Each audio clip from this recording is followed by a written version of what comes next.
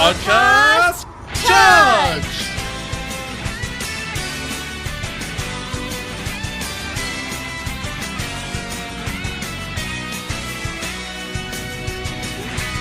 Hello everyone, and welcome to episode 117 of LostinTranslationmon. I'm Meg. And I'm Gatchman. And this week we watched Thoma's Inglorious Battle, Secret Maneuvering Togemon, Or Never Meet Your Gatchies. and Masaru's Worst Day in His Life.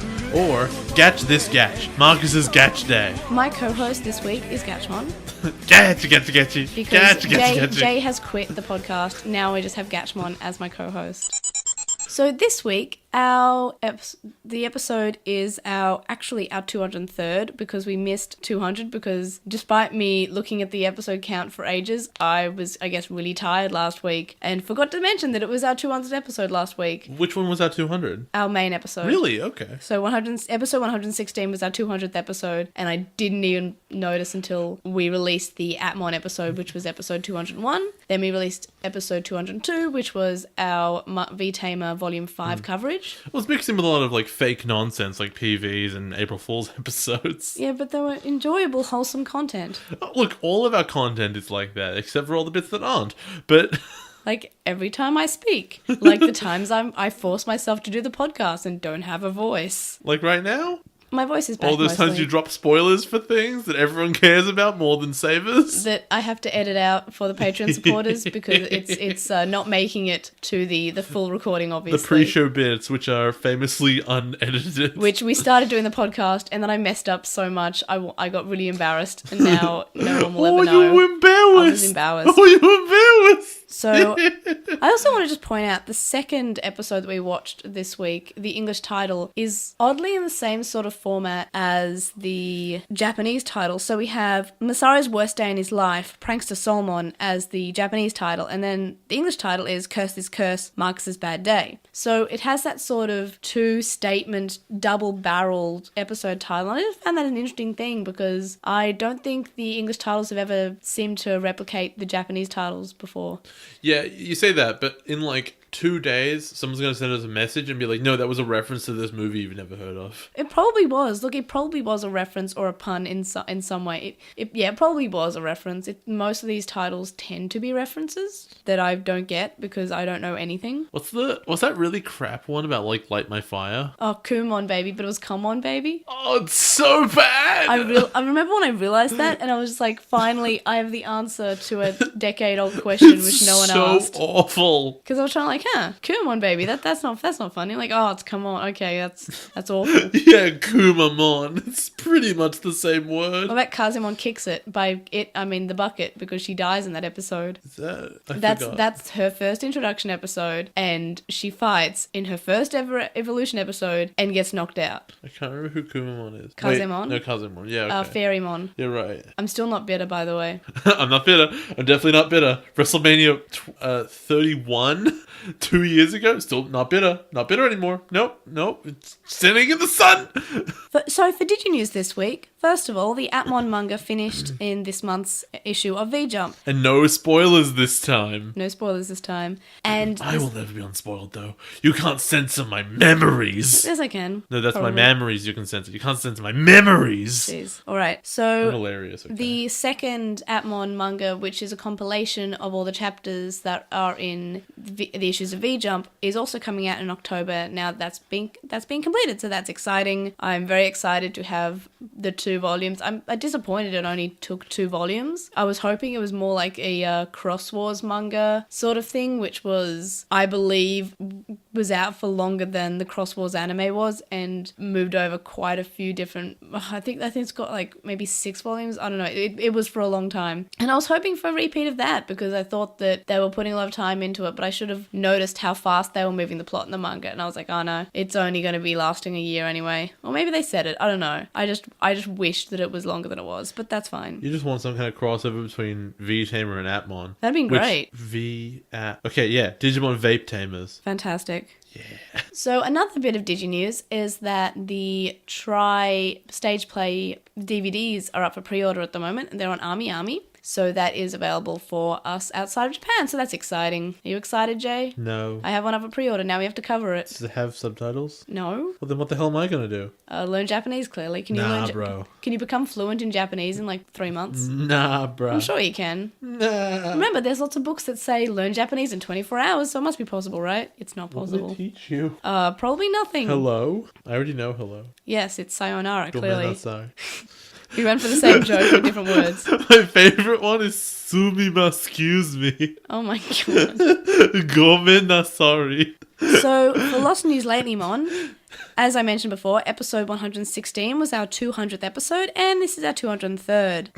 Fun fact, we've actually released 40 episodes in 3 months in podcasts. That's too many. Can we stop? And I know this, our anniversary episode, which came out in May, Not one a day. was our 160th, and now we're up to 203. And to celebrate 200 episodes, because I forgot to do anything better than this, I was going to do a special episode, but yeah, I kind of forgot because I got really sick. I'm so glad we do too much content. So we've released another Redbubble shirt, which is our original logo, which is just the LotMon and the Edgemon, but it's also the logo that I put on top of the individual episode logos each week. So yeah, if you're interested in that, you can get it on a whole range of stuff. Same with our Digital Enchilada shirt, which is designed by Chisai. You can get it on not just a shirt, you can get it on a mug. I don't know, they're really cool. It's the new hotness, guys. Get on it. It's like the old hotness because it's the old logo, and it's like the new hotness because that new art by Chisai is awesome, but it's the new hotness because it's the newest thing. Both of the new hotness. Oh, it's like the double new old hotness. It's great. So also, just an update, I'm looking to try and do some website updates to make our website actually a place that people want to visit. You said try. That's like a reference. And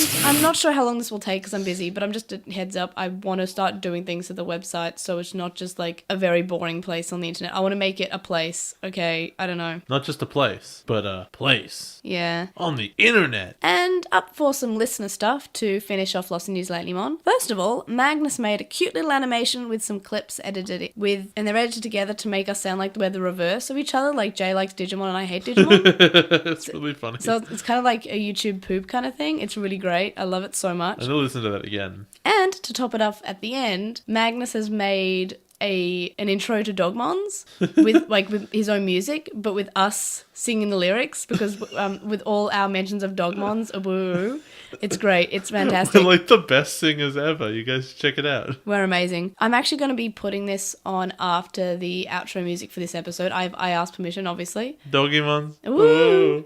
So I will put it on the end of this episode if future me who is editing this episode remembers, which it should. Which it should. Which me should. When were you in it? I'm tired. It's 10 p.m. Oh, it's almost 10 o'clock. It's almost bedtime. It's past my It's bedtime. almost bed o'clock. Look, my Vmon alarm clock told me to go to bed like an hour If ago, that thing okay? talks, I'm going to throw it out the window. Put it on mute because last time you threw it, you broke him. And yeah. now his head You doesn't remember when I work. was being like, legit about throwing it? I will. Yeah, I thought you were joking for some reason. Yeah, no, I'm for serious. Also, Ellie Vorg drew Masaru as an angry dog because I described him as such, and it's beautiful. Also, I don't want to sound like a huge monster, like throwing stuff and breaking it. That thing is the most annoying alarm clock in the world. And I don't mean like an alarm clock that just makes noise. I mean an alarm clock that if you so much as move in its general vicinity, it goes, "Hey you, pay attention to me. I'm Vmon." It's me. I'm like, why? Why does an alarm clock need to be attention greedy and like needy? Because it's me. Why does it need to be that? I don't know. I already have you. Why don't I need an alarm clock that's like this? But yeah, Ellie Vorg, drew us a thing. It's cool. I like... The dogs? Yeah, the dogs. The dogs are great. A different kind of Dogimons. So we both have Dogimon themed Woo. things. It's great. And on to Obnoxious Synopsis. The first episode that we're watching this week is called Toma's Inglorious Battle, Secret Maneuvering Togemon, or Never Meet Your Heroes. What do you think will happen in this episode? Togemon's gonna show up and Thomas has to fight it. And also there'll be boxing. So remember in the last episode Yes, I made a whole 116, thing about how and you're Togemon's like, never oh boxing. Yeah, Togemon has gloves, but Togemon's never said, hey, why don't we go have a boxing match? It's happening this time, though. Maybe. So do you think anything will annoy you in this episode? I can't think of anything in particular. Do you think it'll be a good episode? You know what? Sure, why not? Well, at least that's hopeful, sort of. What rating? 6. Okay, so not too bad. Filler or not filler? Filler, yeah. The second episode that we're watching this week is called Masaru's Worst Day in His Life, Prankster Solmon, or Curse This Curse, Marcus's Bad Day. What do you think will happen in this episode? So Master is going to have a really bad day, and he's going to get convinced over and over again that he's cursed, and then it will turn out, surprise, it was a Digimon the whole time that was making your day bad. And he'll be like, I would never have seen this coming! It's not like all of my problems are as a result of Digimon. That never could have happened. Do you think there's a catalyst for the curse, or do you think he's just cursed? I don't know, I think this Digimon is like pranking him, and like for no reason, and he just doesn't figure it out for a while. Right. Do you think anything will annoy you on this episode? The storyline I just said is a storyline I don't like. Oh, okay. Do you think it'll be a good episode? No. What rating? 5. See, I like how this will not be a good episode. Your rating is 5. Remember when I used to give -1s? That was great. In Frontier, you were just like 3, 4, and those were yours. This isn't a good episode. At least here, it's just like, oh, it's not going to be a good episode. I'm going to give it a 5. So, filler or not filler? It is also filler. All right. Anything else you want to predict about the episodes we're about to watch? No, let's just go watch them now. All right, let's go watch them. Well, you will watch them in 5 days. I've already watched them. I will watch them in 7 days. 7 days. On Saturday, yeah, after the recording. After the episode's already been released. You'll wing it. It's fine. I want to try one day, and I'm not going to tell you when it happens, but just showing up to a recording and saying, yeah, I totally watched them. No, don't do that, please. I'll die. Fake some notes, see what happens. No, because that'll be super obvious, because I know every single detail, remember? Okay, well, on to the episode, and if Jay's super shifty, we know that he's terrible person at this podcast. Yeah. All right, on to the show. Episode 9 starts up with a boxing match that happened 1 month ago. And it ends with a boxing match. On to the next episode. And we see a little girl who's watching, and she's very excited, and everyone's talking about how they thought he was going to lose, but he won. In the dub, a few shots are cut of punching impact, which, get ready, this happens a lot in this episode, which, for a boxing episode, it's not particularly great that they remove a lot of impact, or they change it with, like, the big bright flashes to block out any actual punching. If you're going to expect punching anywhere in a place that's not really going to teach kids to hit each other, it's a boxing match. And I'm just thinking, what anime is this? This looks nothing like Digimon. It's Hajime no Ippo. Yeah, it almost seems like it changed the art style for a bit. Look, let me tell you, when they cut to the bit later on, when they show this dude Hayase's like earlier match that Tama loves, the first shot of his opponent looks exactly like Takamura from Hajime no Ippo. It's probably a reference. And then the next shot, it's still his own face, but he looks like one of the other supporting characters, and then he looks like he's a different guy. But it's like they traced it, and not like well. Yeah, well, it's probably a reference, right? It's probably not. Honestly, it's probably just like this is what a boxing trope guy looks like, and that's what Ippo is playing off. But at the same time, also that. It could have just been that they saw Ippo and really liked it. So yeah, the guy's name is Hayase, and in the dub it's Harris. Boxer-man. His name is Harris in the dub. That's actually a decent translation. Yeah, I mean, like, a lot of the boxer names got translated. Like, I believe that, was it Kenosuke or something, was another guy he was boxing against, and they changed his name to Kensington, so it's not, like, it's not too far off. Like, the same sort of thing as Marcus and Masaru and Toma and Thomas. Well, Toma's a really easy one. And Sayuri and Sarah, that's Chica and Christy, I guess, is a bigger jump, but it's still, like, they're not terrible. It's not a Zenjiro and Jeremy. Woof, that one's pretty rough. Yeah, that's in Crosswalls, get ready. Okay. And Akari becomes Angie. Or Cody and Iori. Taiki becomes Mikey. That's a good one. That's a great one. I know, I don't know why. They should have just called him Tai. No, that would be so stupid and confusing. Great. Taiki to Mikey is strong. They had a good night of drinking and someone came up with that one. Yeah. So the boxer, Hayase, is asked what's next. And he says, next, the world. In the dub, he says, next, the champ. And I don't know why. I think the world is a fine thing to say. I guess they're changing it to show that this is some progression and the champ is what is featured in this episode. So this is going to be a weird thing because I learned a lot about boxing. Like, because Hajime no Ippo takes boxing pretty seriously and did a lot of research, and I watched all of it. And I have a passing understanding of how boxing works. Yeah. Boxing's really weird as a sport, especially if you like wrestling, right? You and I like wrestling, yeah? Maybe. How many matches would you say that any given wrestler has in a year? Depends. Hundreds? Depends on their page. Actual hundreds? Like, maybe they work every weekend. Even if they wrestle once a week, that's what, 50 matches a year? Yeah. Yeah. So Hayase is announced as having fought and won 7 matches. Yeah. That is there's every possibility that is over the course of like 3 years. And also, as a result of winning 7 matches, he now has a world title shot. That's insane. Ooh. Though I don't think it would have been over that long of time. I think it's only maybe only a couple of months, because I got the impression that Digimon coming to the human world to basically work with corrupt humans is a fairly recent thing, maybe in the last year or so. Maybe it's one a month. According to the English, it is one a month. I recall that. Which means the match in the start of the episode is a month before the events of the episode, and he's having his next match now. Which means there's an 8-month period of time between his first one and this sort of episode. However, I guess importantly for... Usually that's incredibly... I don't think they mention it in Japanese. They only mention it in the English. And I think this is the most interesting part of it, because this is kind of deep. Yeah. This is the most suspicious thing. It has nothing to do with how well he's beating his opponents. Yeah. He's having 1 match a month. That's crazy. In UFC, they have maybe 2 matches a year. Yeah. Boxing's very similar. If you're in a sport where you get punched in the face a lot, you don't have many fights. Right. Like, real fight sports are like that. It's nuts. The reason professional wrestlers get hurt is not, given that they're not actually for real fighting, is because of how often they work. Yeah. And if boxers did that, they would die all the time. Yeah, because they get headshots. Exactly. And just, I think that it's much more interesting in the English version that they go, he's fighting and winning 1 match a month. This is berserk. Yeah. It's impossible. Because it has nothing to do with how good he is then. They have to be like in supernatural forces. No, I didn't think of that, because I don't know much about mixed martial arts or UFC or boxing or whatever. Whereas in Japanese, they're like, he seems to be winning too much. Although, I'll be honest with you here. I really liked the other side of this potential coin. Another thing they never really went into. Yeah. But the idea, right? Masaru is the one who finds this, yeah? He's the one who brings it to everyone's attention. Yeah. I love the idea that Masaru sees someone who's really good at fighting in the newspaper and goes, I want to fight him. How do I do that? I'll tell the guys at work it was a Digimon. See, I do like that idea. I like the idea that the reason behind of anything that Masaru ever does is to fight. He's like, I will meet this big fight man and I will fight the fight man and then I will be the best. And if there's a Digimon, then that's an upside and I'll punch it. But it's fine.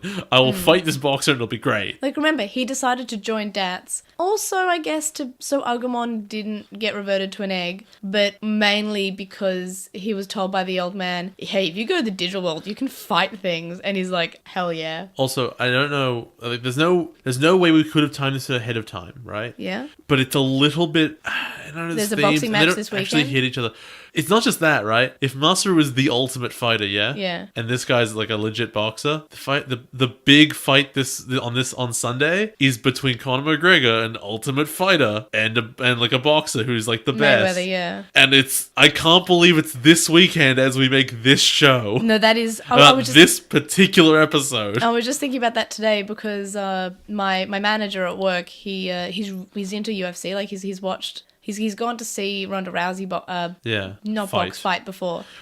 So I'm interested in this match as a spectacle because I'm a wrestling fan, so it's kind of like that. But I can tell the world is on the fence, right? Yeah. And it's on the fence between, is this going to be the coolest thing you've ever seen in your life? Get slaughtered. Or is it going to be a massive joke? And I was talking to my manager about this today. I'm desperate to see Mayweather get killed. I was talking to him about how Jay and I both watched a UFC fight, and we've seen one, and it was the one that we watched. Yeah, we watched the CM Punk which was CM Punk, who is a wrestler who has decided, hey, I'm into MMA. I want to be a UFC fighter. He comes out and gets slaughtered by someone half his age. Yeah. Well, to be fair, he's quite old, and like he'd only been in the business for a little while. Yeah, and this is like his first match, I think. It was his first match. Yeah, and he kind of got like beaten. He got super murdered in like 30 seconds. Yeah, it was like 30 seconds. It was 30 seconds. It was awful.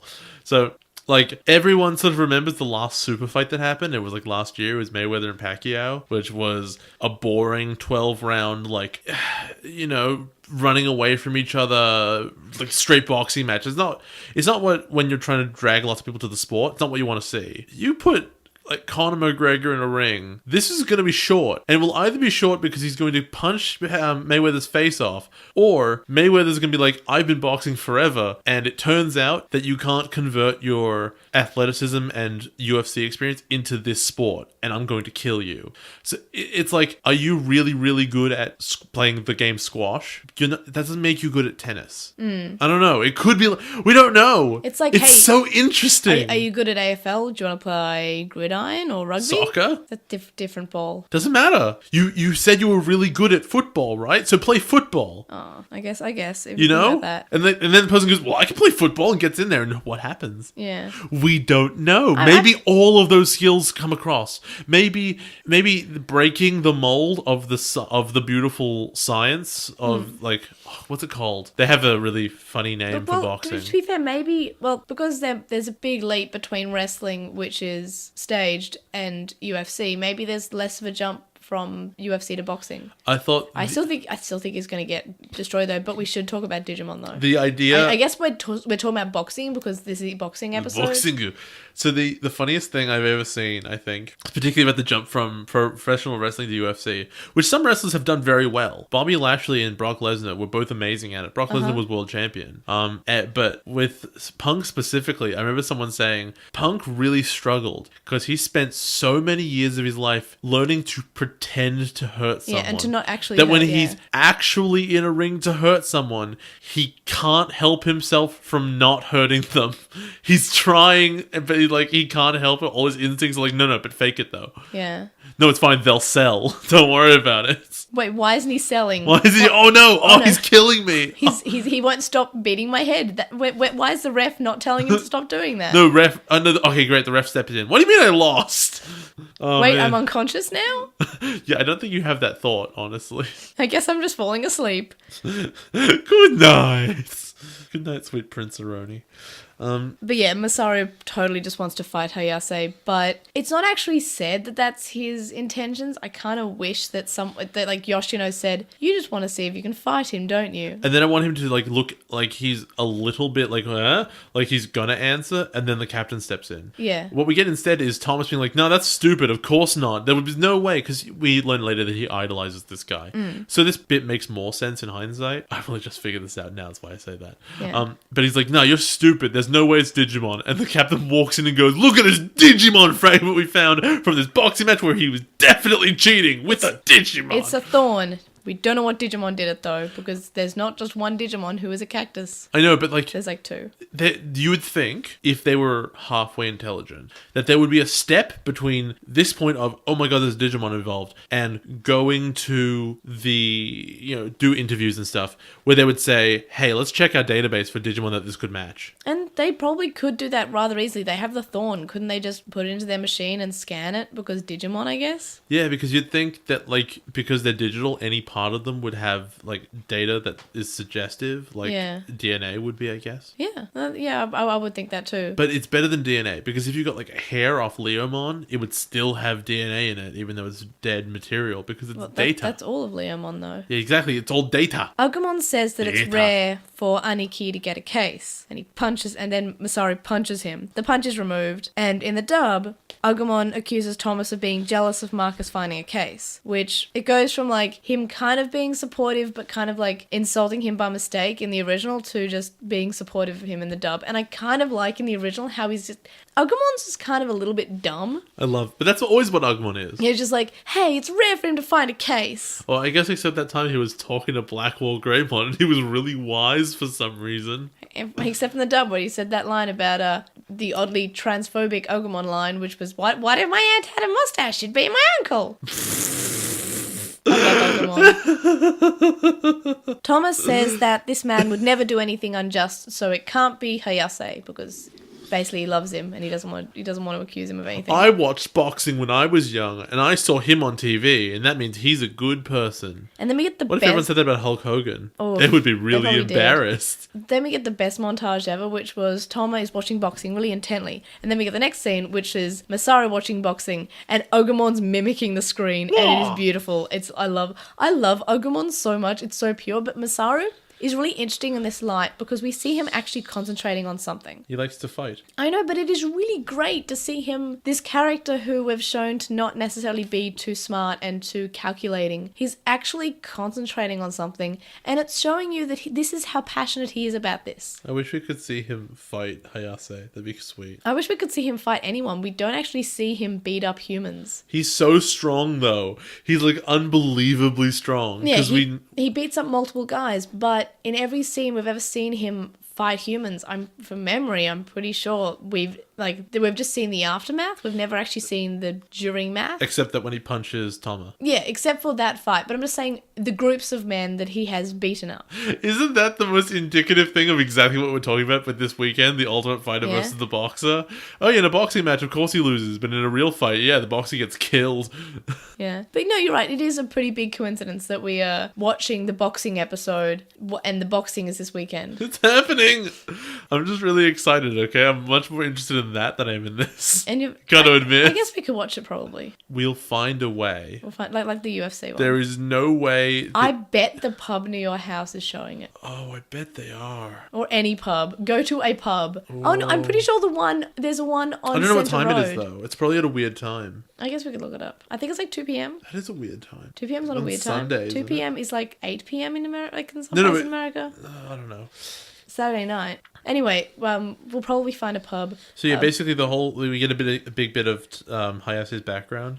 No, before that, the end of the montage is Yoshino's also helping out, and she's interviewing people, but she's not watching boxing, which I guess is it's nice that we get someone who's not doing the same thing as the two boys. So Toma goes for a run, and he finds Hayase, and he says, "Hey, look, I'm a big fan, and can I run too?" And Hayase says, "Yeah, but I'm not going to slow down for you." And Thomas says, "Hey, if I'm able to keep up, can I ask you some questions?" So he does because Toma is an Olympic champion or something, or he's fought Olympic champions, which I feel like Hayase would know of him, right? Or at least, hey, you're the guy who has fought Olympic boxing champions. You know, yeah, because there'd be a community, right? Yeah, the high level boxing community is pretty small. And if he fought Olympic champions, I'm pretty sure Hayase would know Olympic champions. Yeah, no, and the Japanese boxing community is a lot smaller than even that. No, he would definitely have heard of this kid. So why didn't we reference this thing that we know about Thomas's character? Like, why didn't he say, "Hey, no, I've heard of you. You're that kid who beat all those Olympic champions. I know of you." It's probably because the news story never focused on that. They focused more on his ability to watch 20 chess games at once. Actually, we don't. Yeah, we guess. But we don't actually know if those are Japanese or Austrian.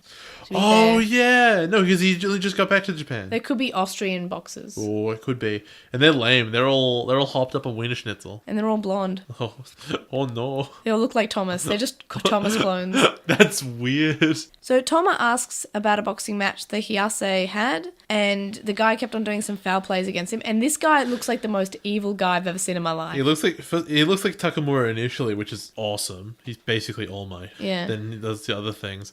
So it's important to note that headbutting's super illegal in boxing, like super illegal. Yeah. And this dude's like being like really evil and dirty. And when the coach says, "Hey ref, what are you doing?" No, legitimately, this ref is a moron. Like it's so unbelievable. Yeah. And the story is that this ref is so irresponsible that like Hayase takes a bunch of injuries and has to retire, and yet somehow still wins. Yeah, I didn't actually say how he won. He just kind of won because he believed in himself. No, it's because Thomas said so. He goes, and yet somehow you were so good that you won, which is, as far as I can tell, the writers being like, okay, we don't know that much about boxing, but we need injustice to have happened to him. But we also need to establish that he's good. Yeah.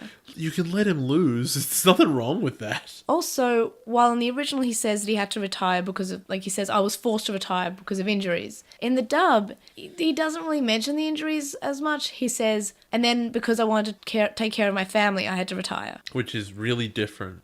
Because on one hand, there's the just like, oh, you know what, I made a personal choice. You know, things didn't work out.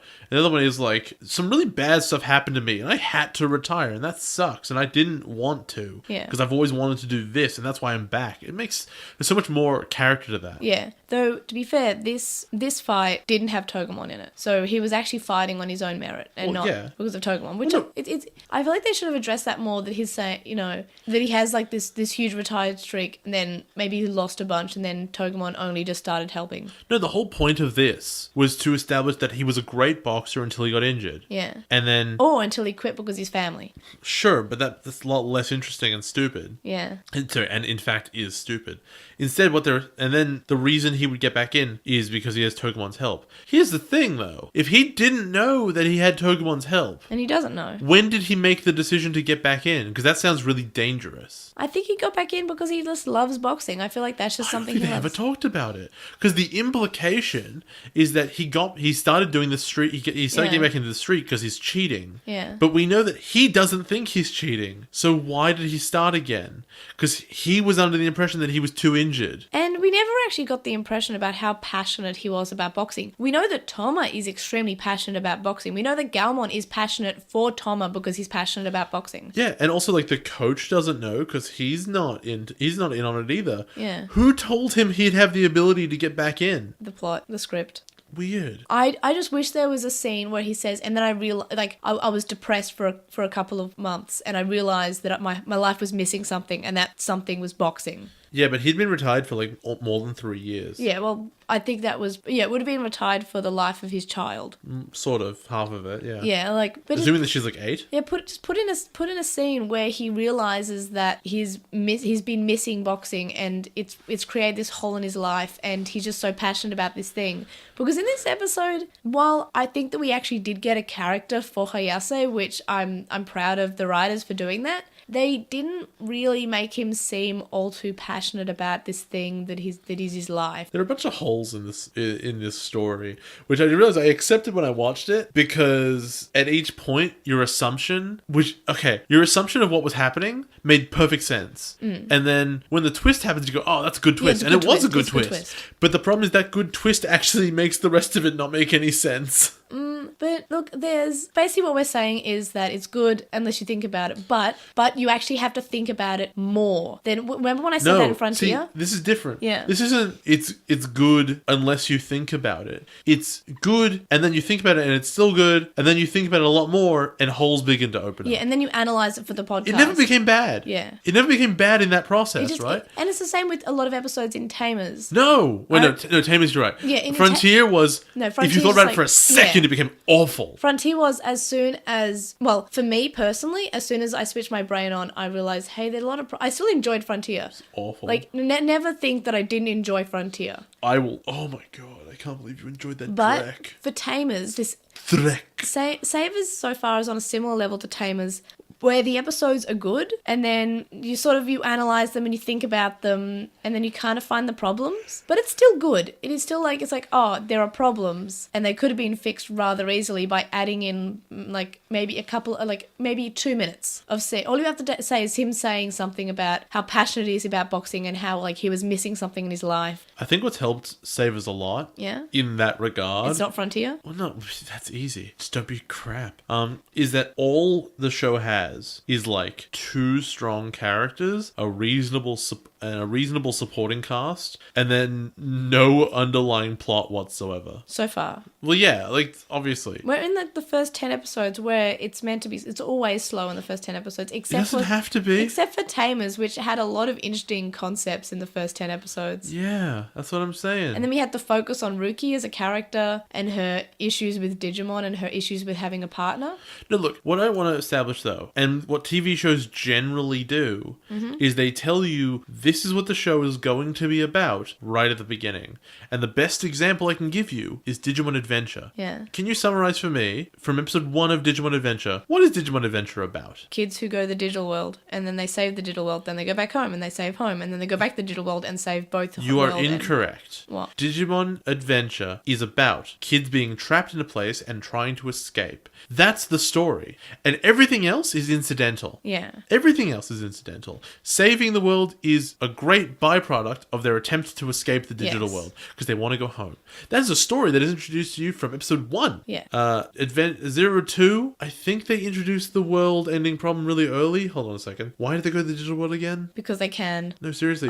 Because the Digimon Emperor was enslaving Digimon. That's right. You were immediately given the idea that the world is in danger. You are aware that kids have saved it before, but you have to do it now. But you know what? And that's based on the old thing, so you can sort of skip forward a little bit. But that is introduced very quickly. Yeah. Now that I think about it, Tamers didn't go at that very quickly. What was the stories of Tamers? He really likes Digimon. And also, there were Digimon. It's similar to Savers, actually. The first chunk of Tamers was Monster of the Week. There's a Digimon in the real world, and the government organization's tracking it and is able to discover it. The kids defeat the Digimon, and the episode ends. And then the next episode is exactly the same. I think, if I recall correctly, Frontier doesn't tell you about Cherubimon until episode 2. No, I think it's later than that. I think it's when you first find out about the evil spirits. No, it's when they talk about the world being eaten apart. Like, it's really mentioned in passing. Like, the evil Digimon's doing a thing. Oh, yeah. Maybe that is episode 1. Although the problem with that is that, like, they forget that storyline exists for a while. I know that the Lucimon story we learn in episode whatever Chuck the Kumamon baby light your fire is on.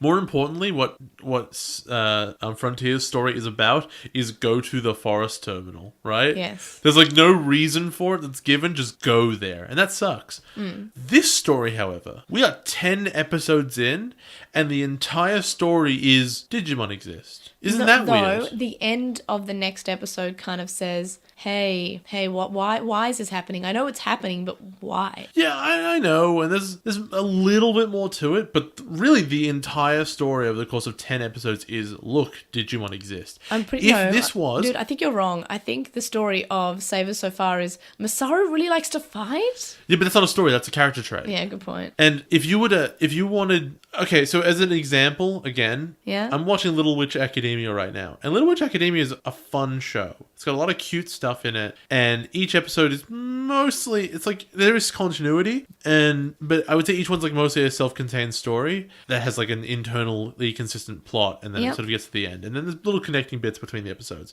And it's a bit too slow for me, honestly. And maybe the plot isn't going as fast as I would like. But every time an episode ends, I go to myself, you know what though, I'm sticking with it because I do want to know what happens. I do want to know because the plot is interesting. There's a mystery. This person went missing and you want to know what happened to them and the stuff was left behind. Right. And that stuff is so fascinating. It makes me want to watch the next episode. If you were new and you'd never seen Digimon before in your entire life, and I can't be that person anymore, right? Because I've been watching it for more than 2.5 years. 2 years. Yeah. If you sat down to watch Digimon Savers and you were brought into this world and they said Digimon exist and you go, okay, why does it take more than 10 episodes to give them something that would make the next episode interesting to watch? Okay, no, I see your point. Before you even answer, think about it. How excited am I for stuff to happen in Atmon? I'm so excited that I'm angry that they are delaying it. Yes. I'm angry that the next episode is going to be filler. But I want to watch the next one. I'm excited to watch the next one. In Savers, what have you got? You get to the end of this episode 9, and tell me one thread that makes you thread of story, not character, story that makes you go, I have got to see the next episode. Not in this episode, but the next episode when Thomas and Satsuma are talking about how there must be a reason, and maybe there's something behind the human Digimon emotion and relationship, and that makes Digimon and humans work together, but to commit crimes and to be corrupt with each other. I have a question about that, actually. Before this, I understand that they've kind of said, look, Digimon are here and we don't know why. Have they ever established that one of their purposes is figuring out why? No, they've never actually focused on. I feel like they should have in the Dramodramon episode where the Dramodramon was just hanging out with some robbers. So it seems to me, once again, in the mind frame of somebody who has never seen Digimon in your entire life, wouldn't it be a little bit surprising hitting episode 10 and they go, why are they here? And you go, I thought you knew why they were here. You've said, we've been dealing with them forever. This is your job. Of course you know what's up. Yeah, you're right. And even in the first episode where Toma is introduced, they even said, yeah, because Japan has, for some reason, the last 6 months had so many more Digimon than everywhere else in the world, so that's why I'm coming back here, despite being in Austria for so long. Also, like 6 months, I think. Something they don't really, I don't think they ever bring it up. They're probably never going to bring it up again. But what's really important is that DATS isn't one small building with like 5 people in it in Japan. It's a global operation, isn't it? They have a Norway. He's from Norway, right? Austria. He's from, every time. He's from it's Austria. It's just Australia, but without the L. Austria is a weird, small Eastern European country. The fact that they have one and Japan has one means that probably everywhere has one. I wish... There are probably thousands probably and Australia, thousands of people. And we have the Digi-Destiny dingo of Australia working there. We probably do. But the thing is... And eucalyptus. That they've probably not... I bet in this entire show, they're never ever going to have contact with another DATS team. And they're never going to share resources in any way. I don't remember. And it's going to treat it as though this DATS is the only DATS that exists, even though we know it's a global organization. I don't even remember. I don't know. I think that it's weird that Savers is clearly built in a way that's trying to say, yeah, we're not like we're not your grandpa's Digimon. Our guy doesn't have a goggle. He's older. He likes to fight people. He punches the Digimon. And a boat. And so it's clearly trying to market it, beyond that core Digimon audience. And yet, if you weren't part of that core Digimon audience, there is nothing here to keep you here. You have to adore Masaru's character. And I do. No, you do, but you love Digimon, right? Okay, good point. If you don't know Digimon and this dude who likes to fight is here, is that enough? And it's clearly not. I would be interested actually to try and get someone on the podcast who has never seen any Digimon and just get them to watch Savers. Do you know how I know it's clearly not enough? What? Even as adorable as Azumanga Daioh is, it's great. It's so good. It's got a lot of great comedic timing and stuff. That show has no plot. No. And as much as I love the characters in that show, I feel no drive to watch it. I watched like 4 or 5 episodes and I'm like, I'm sick of this now because there's nothing here. And I kind of feel that way about Savers. Which is sad. I have no passion for this season. It's like Frontier. Frontier's crap, and I got angry having to watch it. This one's just like, here we go again. The whole season is filler so far. But I'm from memory, it gets a lot better after this point. Look, I believe you. I do. I really do. But at the same time, it's a drag. Yeah, well, I'm pretty sure the plot starts up next week. I hope it's any good. Like, what kind of villain would you have? Because Digimon are so stupid. Well, there are villains. I mean, there's the Institute, I guess. But sometimes because they never clarify, like, is that just actually DATS? I think it's just DATS. And it's actually just the captain who's super evil? I don't remember. Like, I don't know. They have a code name for him, so presumably they do know. I wish that the other Digimon they're seeing had code names, though. I wish they didn't call Digimon by, like, their Digimon name. Yeah, I wish they were all like, Chicken 3 or Mole with Drill on Face, Narwhal Mole, Narmole. And then you would have Agumon saying, that's this Digimon, I'm aware of them because that's my thing. Masaru goes, how do you know that? And he goes, I don't know. I have lost memories because I'm definitely not Morgana from Persona 5. Yeah. I don't know, you can have a whole story there. No, it's Raptor 1 and then... they're all Digimon, I guess. See, I feel like while Savers is good, there are a few things that it could have done differently or done in general. You know how everyone says that Tamers might be a lot... Maybe it's just you. Says that Tamers looks a lot better because it's compared to 02. I don't think I'm saying... I just said that... I feel like you said that like it's over... No, you said it's overrated. Yeah, but I feel like it's overrated because people say it's the best... It's one of the best anime. And I think you said that like it's because it's next to 02 as well. It looks I think a I lot said better. that as a joke. Because a lot of people judge you for liking Tamers because they think they're like the Gen 1ers of Pokemon, where they say, oh, the original's the best, and they only count Adventure and 02 as the original seasons and don't watch anything else and judge you if you like anything else. So there are people who think that. You're right, Alola was the best. I think that Tamers, a lot of people like because it's darker and because it's deeper than any other season of Digimon. And maybe it was the best. I think that Atmon might be better. What do you think? As someone who doesn't like Digimon in general. I've enjoyed Atmon more, I think, overall, for sure.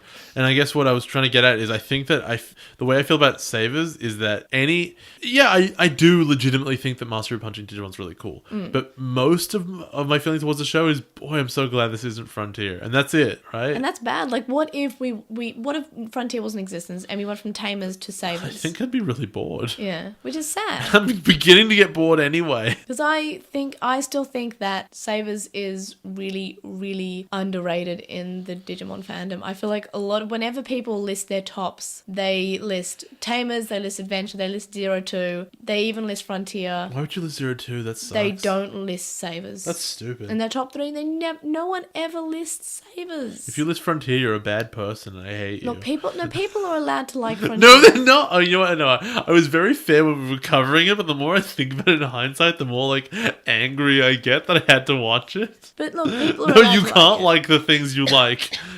Like the things I like and nothing else. Anyway, moving back onto the episode, Masaru goes to Hiyase's gym because he just wants to fight all the time, and that's his personality.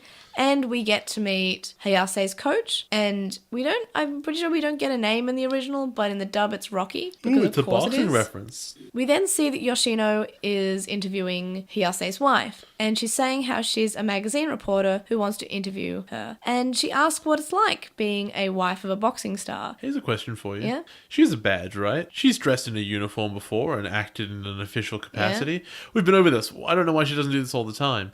And you might say to yourself, well, because DATS is a secret undercover organization. And I would say to you, she has a memory wiping device, so who cares? Yeah. So why would she lie about who she is rather than saying, I'm from the government, answer my questions? You know what I'd do? What? Come into the building with the big sunflower dragon, say, tell me everything. Well, you want to threaten civilians? Threaten her, then use the memory wiping device. Maybe she wouldn't give you any good answers that way. Okay, I guess that's a point. I'm just saying it's a possibility. You're just saying that you want to have a sunflower dragon. I know you. I know your games. Look, I much rather prefer Petal'Dramon to Sunflowmon. Sunflowmon isn't a dragon, by the way. What was up with you? She looks like a dragon. It does not. It's a big person shape. Sunflowermon's a dragon. No. Dragon-like. It doesn't have Dramon in the name. What are you It's a talking dragon. about? It's not a dragon at all. It's a big sunflower. It has big wings. No, it doesn't.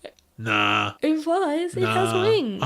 No, it floats. Yeah, on its wings. I don't believe you. It has wings. You have to show it to me, or I I will don't show you believe later, you. because Pixar didn't happen. We have to finish this episode, though. Can we finish right now? No, because there's actually more content in the episode. Damn it! Masaru beats up everyone in the gym. It's awesome. So, Hiyase's wife says that she wants her husband's safety, and she says how the atmosphere changes around him before the fight. In the dub, it's just about before the match that it changes, but in general, in the original, it's before, after, and during. It's in general the atmosphere around him changes when he's near a fight. The question is, why didn't she say what made him want to start boxing again? Because that's such an important question. Yeah, and as I said earlier, I feel like they could have mentioned here easily, just add in 30 seconds of dialogue where she just says he was depressed and he was empty and he needed this. Or you could have set up your twist and say like, it's the Goldberg thing from recently. Yeah. It's just his daughter had never got to see him fight, and she said she wanted to, and he, you know what, he's a really good dad, and he didn't want to disappoint her. Yeah. So he gave it a shot, and I can't believe it, but he won. Maybe, the power of love for his daughter, etc. Set it up. Yeah, that's easy. So it looks like he has a reason to cheat. Yeah. To impress his daughter. Yeah. But it turned out that the reason that he was winning because the daughter arranged it. Yes. Right? That's clever. And yeah, that is good. I wish that had been part of the show. No, I wish that was part of the show because that ties everything together really well. That's 20 seconds I'm not ever going to see. And it's sad that Vindication I will never feel. And also the dub could have easily put that in as well. Yes. And they've done that they before, could. where the dub points out issues or makes a scene better. They fixed that bit with the reason Masaru thinks this guy's got Digimon help. Then Hayase's wife says how she's worried, and it must be the same for her daughter Minami, who is called Minnie in the dub. Yeah, good enough. Back at DATS, they're all talking about who they think is suspicious, and Masaru says he thinks the coach is suspicious. Yoshino says it can't be the wife because she's innocent, she's too nice. So can we talk about why Masaru thinks the coach is suspicious? He looks evil. He has an evil face. Yeah, and then What a good detective. I'm And glad then they hired him. in the next scene, we see him tiptoeing to get some alcohol. So No. We see him tiptoeing, being super evil, and Masaru's following him like, haha, caught you. And he's like, oh, you did catch me cheating on my diet. Hey, why did you make that noise? I don't know. I love soda. Definitely not sake. giant bottles as big as his torso. So while at Dats, when they're talking about who they think is the culprit, Toma is still unsure, and he decides that he wants to follow up more with Hayase, and he gets kind of frustrated during the scene. So Masaru walks in, and Toma stops in the middle of his fight, and even though there are 2 rounds left, then Masaru has basically just started hanging out at the gym, and it's kind of cute. He just wants to he puts on boxing gloves, and he starts to like punch a boxing bag because he just kind of wants to do that now. I'll kick your ass. I'll kick my own ass. And the coach is like, "You got spunk, kid. I guess you can train at my gym." So, in the dub, when Toma walks past Masaru, Marcus asks Thomas if he thinks that he can take him. Like, Marcus wants to fight Hayase now, in the dub. Yeah, and I would love to see that. Galmon asks Toma why he's been so ill-tempered. In the dub, Galmon asks why he didn't fight the whole match, and says he has never given up before, so why would he give up now? And Thomas just like, "I figured it out, dude. I don't need to fight him. I got what I wanted." Then we have the scene where Masaru is stalking the coach, and the coach does this, like, sneaky little sneak. It's kind of cute, actually. I don't know. It's something about this big, bald, tough man doing a bit of a tiptoe. Look, I can do it if you want. Just ask. Masaru follows him and asks what he's doing, and he's looking for some alcohol, and he says, "Look, it's the night before the match, and I thought I'd enjoy myself a little." In the dub, What are you, a narc? In the dub, he just says, "Hey, look, I'm just cheating on my diet. Like, I'm cheating on my diet." Hey, waka waka. Hayase walks in and starts training, and then he says he wants to go over his moves with the coach. And also, like, the way he walks in is the creepiest, like, I've been possessed face ever. Whoa.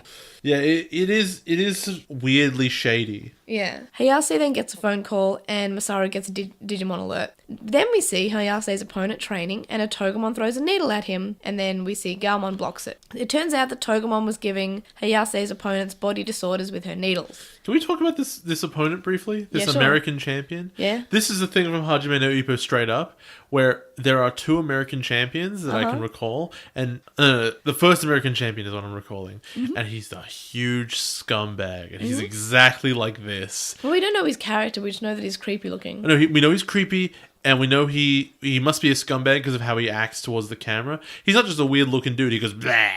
Like, he makes weird faces. He's a heel. He's a heel, and he's from America, and I go, this is just stolen from Ippo. Straight up. Well, maybe it's just a trope. It could also be a trope. But it could also... Brian Hawk! Look, it might just be also a reference. It might not just be them stealing it. They might just actually really, really like Hajime no Ippo, and they wanted to make references. He is Brian Hawk, and he's here to inseminate all your Japanese women.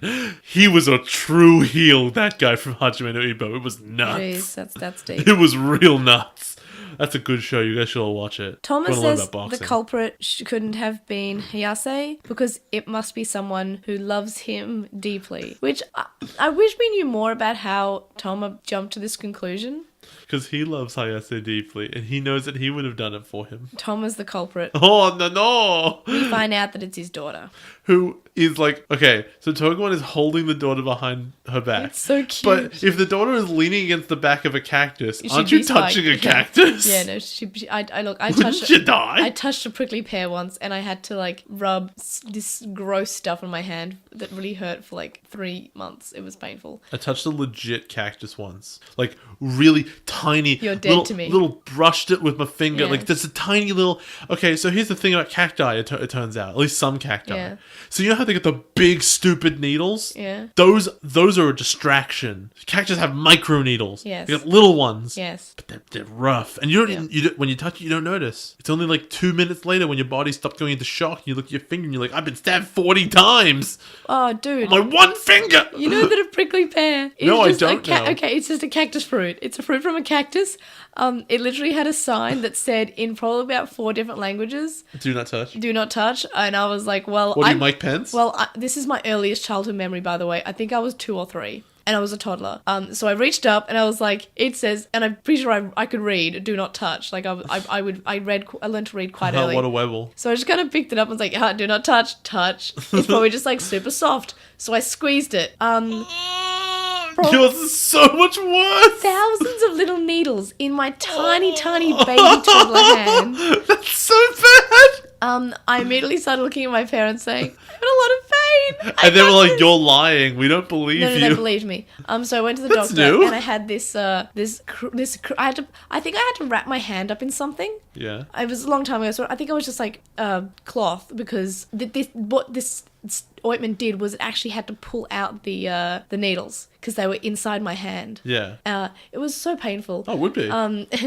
So I had to wear this thing while I had this balm on my hand that would pull out the needles, and then I had to keep on applying it because they were still in my hand. It was very painful, and yeah, that's my earliest childhood memory. Have I told you my earliest childhood memory? Yeah, you have on the podcast multiple times. Oh yeah, I love it though. It's good. But yeah, so listeners, do not touch a prickly pear or a cactus fruit or whatever they are called. If something says do not touch in multiple languages in your local grocery, do not touch it, especially if you're a small toddler. Basically, don't be a mini. Don't be May. Don't be a mini. But yeah, also in the dub, Togemon has a dumb voice. It's like, ho ho ho. Togemon always has a dumb voice. Ho ho ho. Speak the cat. I'm Togemon! Okay, maybe it's because I have nostalgia for Togemon's original voice. Boxing gloves! Also, like, it sounds like a bloke. It sounds like a man in this version. So Togemon seems to be a boy. Or alternatively, Big Cactus. Chicka bang bang! Chicka chicka bang bang! Those are both crap voices. Togemon's a little girl. Both? No, it's not a little girl, voice. it's a big girl. No, she's a little girl. She's small. No, she's a big cactus. She's tiny. No! Well, Togemon in this is actually quite small until it goes berserk. Because isn't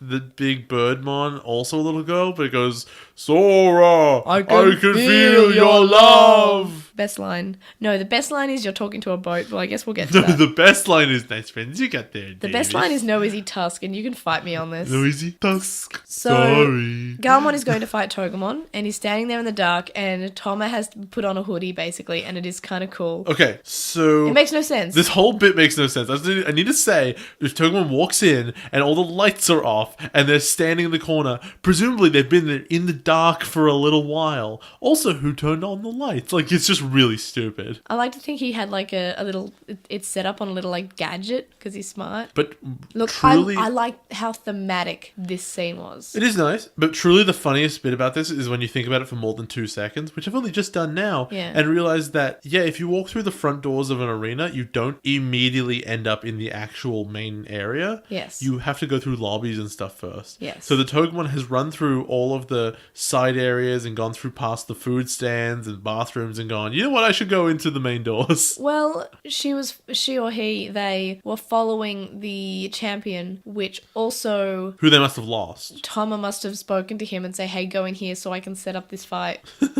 How long would it have taken? But look, the point is, this is really cool. I know their entrance makes no sense and them being there, but it is cool, so I'm willing to look past that because it's not a huge deal. Cool. Smash cut to Togemon being actually crap at boxing. What a poser.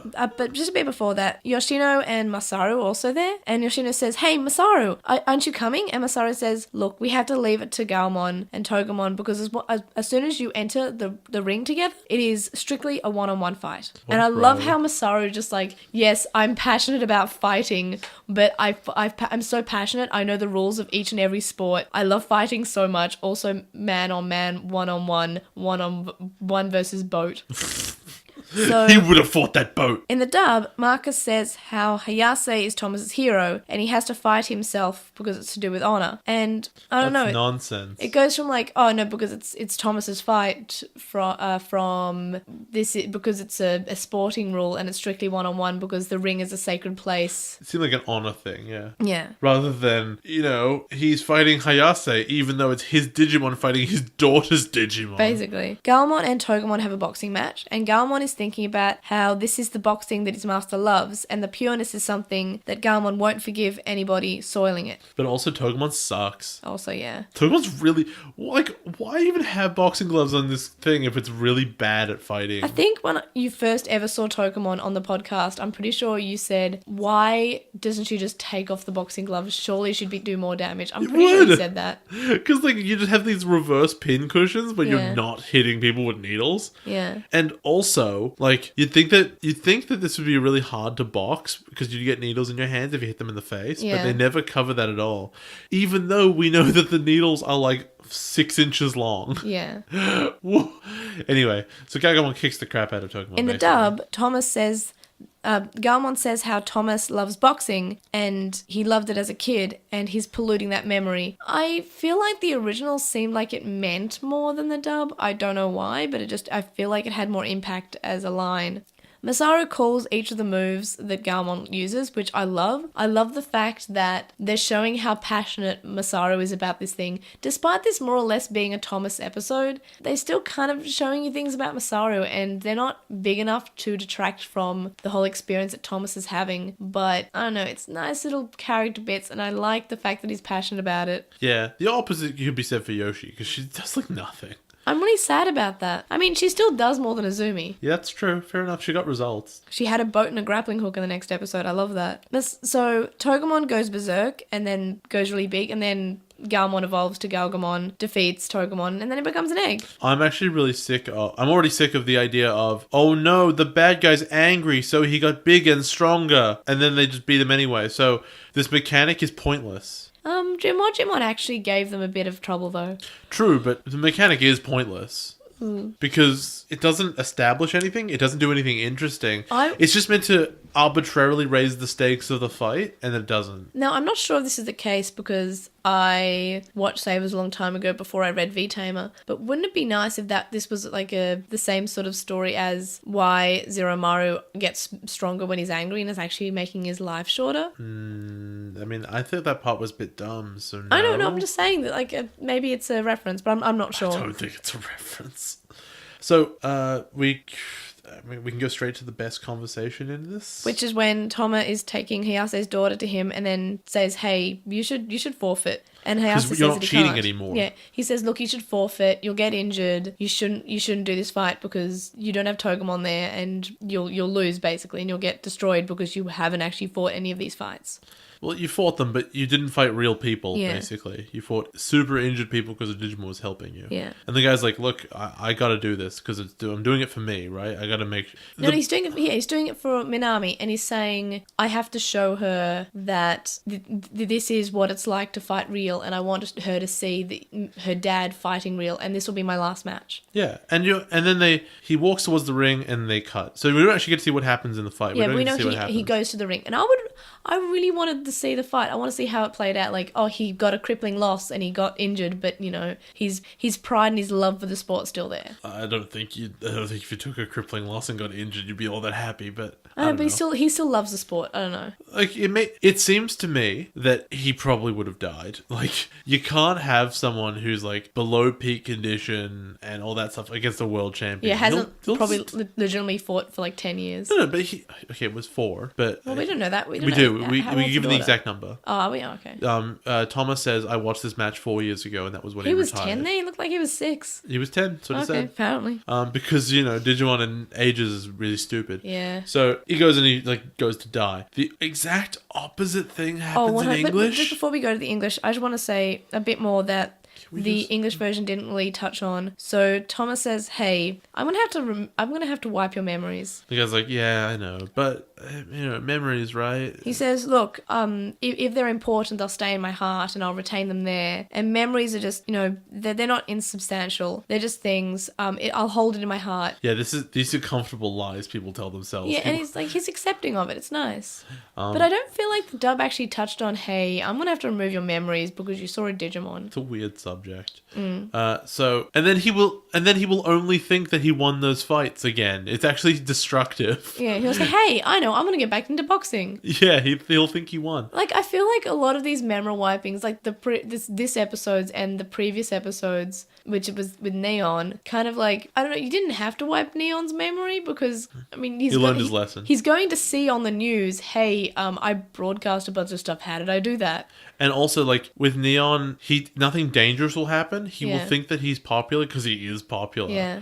Whereas this guy will think that he won all these fights and is good at boxing and then will die. And so, yeah, in the English one, it's instead of Thomas saying, "Look, you cheated a lot even though you didn't know, you probably shouldn't do this." The guy's like, "Man, I didn't win any of these fights. I should not bother." And Thomas is like, "No, you should fight." Yeah, and Thomas This is so irresponsible. Yeah, Thomas says, "Hey, look, you're still in the great condition. You should still be able to fight." And Harris says, "Nah, I found something more important than boxing, my family." To be really fair, Toma is reasonably aware of how good of the condition Hayase is in because he was in a short boxing match with him. Yeah. However, an Olympic champion is not the same thing as an actual boxing world champion. Yeah. So, especially when it's like a random country like Austria or whatever. Yeah. Was Olympic champion just an Olympic boxer? Because that's even different, I think right? they said Olympic champion. Because a champion's like, oh, they're good, they got medals. Well, An the Olympic word Olympic was boxer there, so, is yeah. like anyone from any country that was in the Olympic team. I don't know. So yeah, and it's so irresponsible of Toma to tell him to do this, but same result, he goes out and does the fight. No, in the dub he doesn't. Doesn't he? They edit out the ring. He's going outside. I thought that he went to go fight. No, they because in the original you see a picture of the ring, and there's a bit more added stuff as he's walking towards the ring. I just remember them walking. In the dub, it is implied that he is just going home, despite being in boxing gear, despite having people next to him. I think I was too ready to be like, okay, next episode we're at the end. So the thing is, we in both versions we have Thomas standing there, Toma or Thomas, depending on the version. And the original, he looks disappointed because it's his hero's last match, but he also should be forfeiting because he doesn't deserve to be there because he cheated and he'll also probably get beaten. In the dub, he's disappointed that his hero isn't boxing anymore. That's stupid. Which is the complete opposite. Like, he's not disappointed in his hero for not forfeiting. He's disappointed in his hero for quitting. It is literally the opposite. That's dumb. I don't know, it's weird, but it's also weird that Harris, despite he's in full boxing gear and he's going out to be outside, he's just going to roll in the grass with his daughter or something. I don't know, but the thing is, it's weird. What, they removed the ring. The other part we don't consider at all. What? Do you know how much of a financial investment a boxing world title match is? I would consider it's a lot. It's like a multi-million-dollar thing, and each fighter gets paid like $1 million at least, and there's like tons of people watching, and it's got a big thing going on. And if he's in his boxing gear about to walk out to the ring in one version and he walks out in the other version, that means that it's the day of the fight. Yeah. The guy's waiting. You get the match right now. This is incredibly irresponsible. He's going to get sued for everything. He's going to lose custody of his daughter. The English version is stupid. Yeah. Man, they didn't think that through at all. Yeah, but what I found that's funny is the English version kind of removed a lot of mentions of the violence, despite it being an episode about boxing. It's not like this show has an ultimate fighter in it that punches everyone and everything in the face. What do you think of this episode as someone who is new to Digimon? I thought this episode obviously it had small problems that arose later. Yeah. But I think the most interesting thing in the episode never got covered. And what was that? How did this little girl become friends with a cactus? I would have liked that story, but I feel like they didn't have time to address that. They definitely didn't, but that's much more interesting than anything else that happened, I think. I would have liked like a quick montage flashback. I know I keep on wanting these extra minutes, and all these extra minutes add up, and in the end it's an extra 10 minutes. I'm not sure, but it's okay. There's probably 10 minutes you could cut out. I'm not sure of that. I like this episode. What rating did you give it? It's like an 8, honestly. I think I gave it a 7. It was like boring, not boring filler, but it was filler that I didn't want to watch. I still got to have a moment where I go, oh, that's clever. It was the door. I get it. And even though I've had to fix it in hindsight, that fix is now there. Yeah. And like I've now headcanoned it that she encouraged him. And that's it. That's all it needs. I think I was too harsh. I think it deserves more. I think I think I agree with you. I think it deserves an 8 because I was like, but it's still filler and I want plot. But like it's a good episode. It wasn't boring. I didn't mind actually watching it twice. Because also, to be fair, the message was changed in the English version. It was almost a different story. Also, I like boxing anime. More than I really like real boxing, honestly. And second, and what's really important for this episode, for that reason I kind of liked it, more than the on episode and definitely more than the next episode, is that it was just a solid police story. Yeah. It was here's a mystery. We're going to go about trying to solve this mystery now. And there's deductions, and there's investigations, and there's interviews, and there's deceit, and it's great. Yeah. That's it. Yeah, it's a nice little whodunit. Also, I would like to point out in episode 116, you said, we've never seen Togemon box. Yeah. I mean, wasn't that in the Obnoxious Synopsis? Yeah, I also mentioned it in Obnoxious Synopsis. No, you're right. No, I use that as the example of like when the show was getting like super weird or something. Because we were talking about Citramon being a weird thing, and like, oh well, we have the cactus with boxing gloves, and you're like, yeah, but she never uses those boxing gloves. She doesn't box. Yeah, that's my impression of you. This is new. Yeah, like, well, I actually like that we actually see her box. Sure. I mean, if you're gonna pick somebody, you may as well pick this one. Look, I love Togemon. I love her so much. I love Palmon. Digimon because nostalgia, but the goggles, I guess. Okay. It's fine. What about how you thought about this episode compared to your predictions in Obnoxious Synopsis? Because I'm pretty sure you did not like it in your predictions from memory. I think I said that Toma was going to be fighting, and he doesn't fight the Togemon, so that's disappointing. Oh no, you said that it could possibly be a good. You were kind of like, yeah, sure, it'll be a good episode, whatever. Yeah, pretty much. In your predictions, you gave it a 6 though, so Yeah, I know. I mean, I wasn't really feeling it, but when I talk about this episode, it clearly had bits to it. They wrote a story, and there was a story in it, and that's more than I can say for a lot of Digimon. Yeah, For like example, this episode. if you really think about the story of them chasing that Dromogimon, it is literally just like, oh, I followed it to a place, and then I fell down, and then I followed it to a place, and then we beat it, and then we're home. Yeah. That's not a story. See, That's a straight line. I cared about this story, and I cared about the characters. I also really liked the fact that it was kind of like a boxing one, and we actually got to see Masaru just kind of like. At some point, he was turning up at that gym, not as part of his job, but because he just wanted to go there. Also, this boxer has more character development than Iori does. That's sad. Maybe not Iori, but definitely more than Yoli had. Oh, that's really sad. That's so sad. Why would you do this to me? It was fun. What was the major difference that you noticed? You know what it was. Don't even ask. It was the ending. Yeah. So obviously the ending where I he thought it was the ending before you told me he left the building. Yeah. Oh, he does. Well, I got that impression because they edited out the ring. It was this close to being the soda. Oh yeah, that too. But that's just. But until he walks out the building, then it's totally different. Oh, also when he says he retired because he got injured in the original, and in the dub he retired because of his family or something. Yeah. It's just it's a jump between, oh yeah, I got really injured because despite winning this fight, he was super cheating.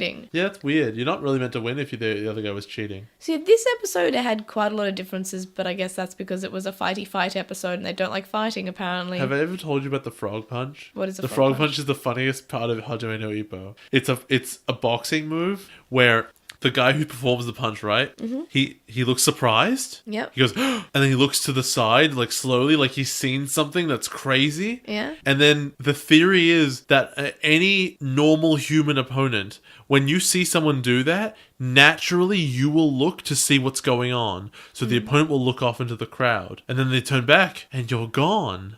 Oh no, where did you go? The person who initiates the frog punch is now crouching on the ground below their sight line and then jumps to their feet in a big frog spring and a double uppercut. That's great. It's the stupidest thing in the world because that character's a comedy character, but that punch legitimately wins him a match. That's great. It's the stupidest thing in the world. I kind of want to watch Hajime no Ippo now. It's a really good show. You should watch it. Worst romance story ever, but it's a great boxing show. Episode 10 starts up with Masaru Can we go to Agumon. sleep and do this in the morning? At 6? I'll wake up. No, you won't. That sucks. I'm so tired. It's 11. Episode 10 starts up with Masaru, Agumon, and Chika being at Toma's house. Chika says she wants to go home, but Masaru said that she wanted to go, and he basically came along because otherwise Chika wouldn't have gone. Yet the English is like, I wish you weren't here. I wanted to be here without you. Yeah. I'm super embarrassed that you're here. Yeah, and yeah, that's what I noticed, that the dub has Christy being a lot ruder to Chika. To Marcus. The reason for that, I think, is that they're trying to set up the seeds for why she is upset later. Yeah. And they are using totally different reasons between the Japanese and the English. Well, at least in the English version, I guess I will get into it now, is that in the English version, Marcus is also ruder in general and I guess helps fuel the fire. Look, he's a rude dude with attitude. You can't change that. Yeah, but in the original, Masaru's kind of just, he's fine. Masaru is just Masaru. But in the dub, he's just really sarcastic and he's rude to everyone in this episode. Yeah. Well, a lot ruder than he was in the original. Well, I mean, that's the English for you, right? That's how characters have always been. But I think the problem for the English and trying to translate it, I mean, they could if they were smart, but it's that the Japanese version is a bit too subtle for them, I think. Ooh. So the idea basically is that Chika loves being there because she thinks Tom is awesome, and she thinks the house is really cool, and she walks inside and she like goes to take her shoes off. And there's the butler. And the butler's there, and butler's like, no, you don't need to take your shoes off because it's an Austrian household. Yeah. It's Western. You don't need to take your shoes off. Yeah, they wouldn't have Japanese rules. And she's super embarrassed about it. And you go, okay, fine. She didn't know that, whatever. Moving on, they go upstairs and I love Master has been like, hey, Toma, house is all right. How much does that cost? Yeah. Probably expensive, right? And she's getting all like, oh, you're embarrassing me in front of the guy I have a crush on. Oh, but a bit before that, when Masaru sees Toma calls Masaru Big Brother, and Masaru just goes really confused, like, Big Brother? In the dub, Marcus is sarcastic, and that's why he has this strange look on his face. He's not confused about being called Big Brother. He's saying, yeah, thanks for having us over. So it's like this weird change that, again, Marcus is, characters in general being a little bit ruder than they are in the original. Yeah. So then Masaru is impressed by all the stuff and he's saying, hey, how much did all this cost? In the dub, he's saying, well, I guess this place is kind of pretty nice, I guess. If you like this kind of thing, how much did it all cost anyway? If you like money, jeez. And then, which obviously, like, this line, in the how much did this all cost line, since it's in both versions, that makes sense why that would embarrass Chika. No, like, embarrassment is what it is, and that's fine. The difference is that in the English version, it's partially embarrassment, and partially she's just snapping because she feels like he's being awful to her. Yeah. And she says as much, which is totally different to what it is otherwise. I love that, like, hey, okay, we'll get something to eat.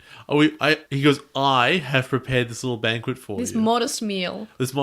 He didn't prepare anything. No. In fact, 2 seconds later, he goes, if you want something specific, you can ask the chef for it. Yeah, because this lovely table spread, and Agumon says, where are the fried eggs? I don't see fried egg. What are you, a monster? Like, that's all he likes, and it's so cute. And Thomas all says, the creators of Digimon like. He says, yeah, if you want them, I can organize someone to get them.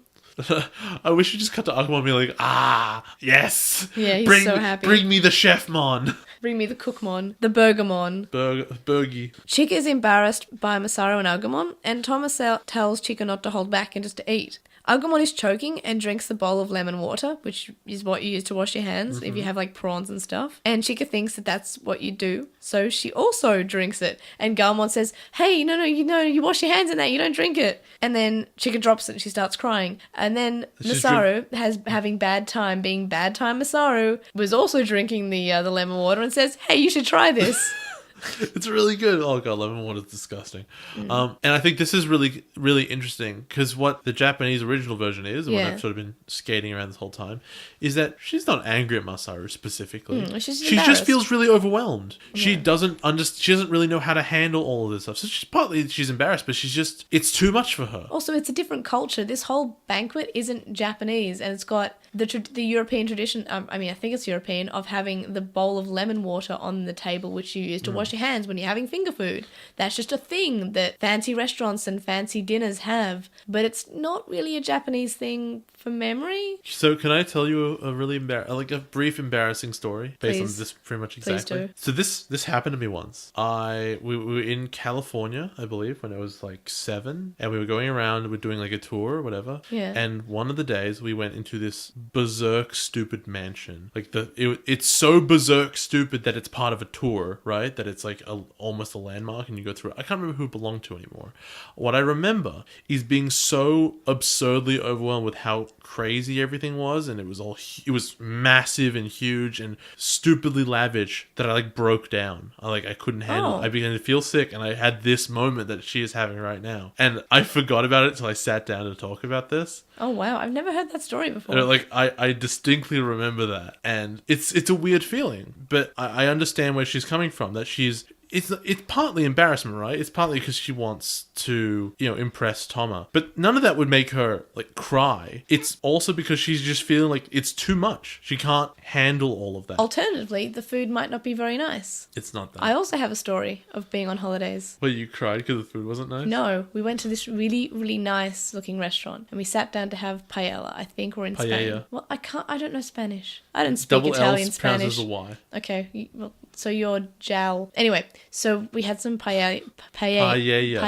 So that's it's hard to say. Okay, paella, and so it looked really good. We made our orders and it came down. Looked really good. We went to this nice restaurant. Bit down, something was hard. It was a staple. Wow.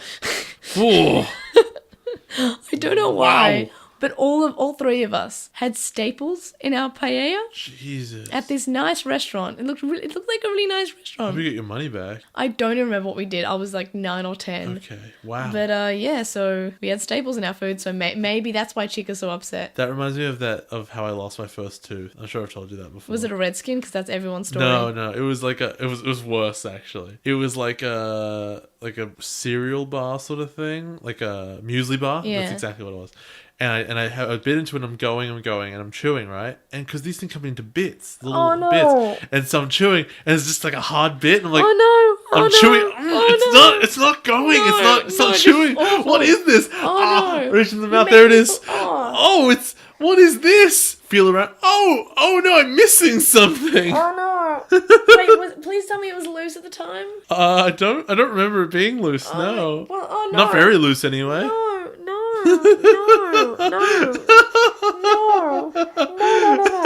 rather eat a staple. I've broken May. No. Oh, that's so gross. Oh no. Just this is weird. Stop. I was like this close to swallowing it. Stop. Oh my god, that's really gross. Oh no. Anyway, so Chiki gets really upset and she gets mad. And she says how she hopes that Masaru slips on the street, hits his head, runs into a signpost, falls off a bridge, gets run over by a car and squashed by a tanker. So let's just briefly talk about the stupid bit in English where she goes, I hope you trip on a pile of sticks. No, I'm pretty sure it's attacked by a pile of sticks, isn't it? Or did I mishear Something it? like that. It doesn't matter. The point is... It's to remove a pile. I had the moment when they get to the chopsticks later, and there's the translator's note that says chopsticks sounds like bridge or something like that. Okay, they're both read as hashi. Yeah. Both chopsticks and bridge can be read as hashi. Yeah, okay, so it's usually like ohashi means chopsticks. Yeah, so like there is a pun here, or bashi right? or hashi is usually that reading is bridge. But they have different kanji. That's fine. They both have different kanji, but they have the same reading of hashi. Because she said it, and that's fine. So it makes sense for it to be bridge, but then it turns out to be this thing, and there's a Japanese pun, right? Yeah. And I wrote down my notes, I cannot wait to see what they do with this in English, and it's the worst version of it, where they go, you know what, it's just some sticks, it's fine. And they do a tiny bit of okay, where they go, we're in a city, there are no sticks around, as though it's like... The sticks, It's like, no, it's like a forest.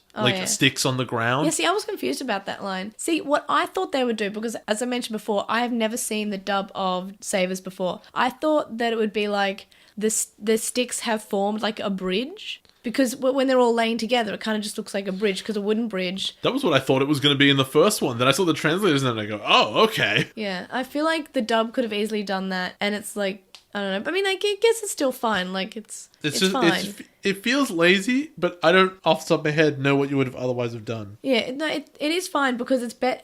As I said with the Citramon thing, it is better than if they just removed it. Well, with Citramon, you'd have to remove the whole episode, right? So with this part, you would have to edit out a small scene. I know, but I like when they keep scenes. I like when they keep things. You like Digimon. Yeah, I If know. you're like me, then you wouldn't like that. Yeah. So Solomon overhears this, and Agumon sees it.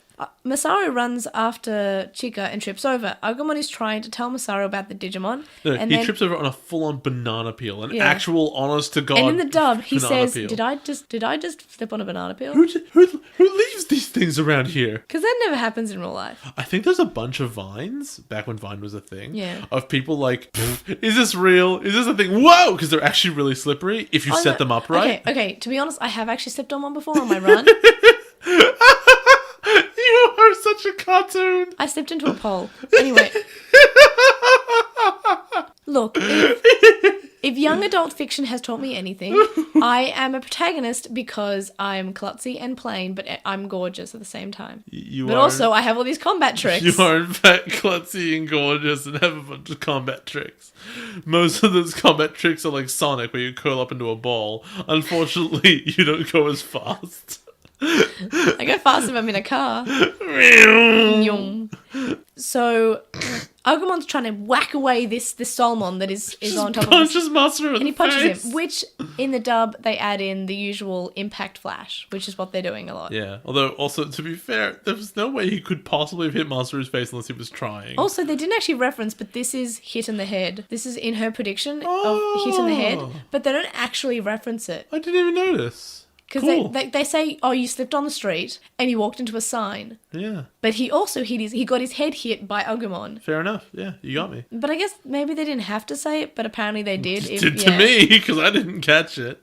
Galmon can't see it either, and Agumon's getting quite frustrated because it's the boy who cried Wolfmon again. It's annoying because with Galmon, right, they looks in the direction and you see it. The camera points right at it. Because we're seeing it And- from Agumon's point of view. No, but the cinematography would suggest it was Galmon's point of view. Oh, yeah. Because he's the one he sort of turns his head and then you cut the camera.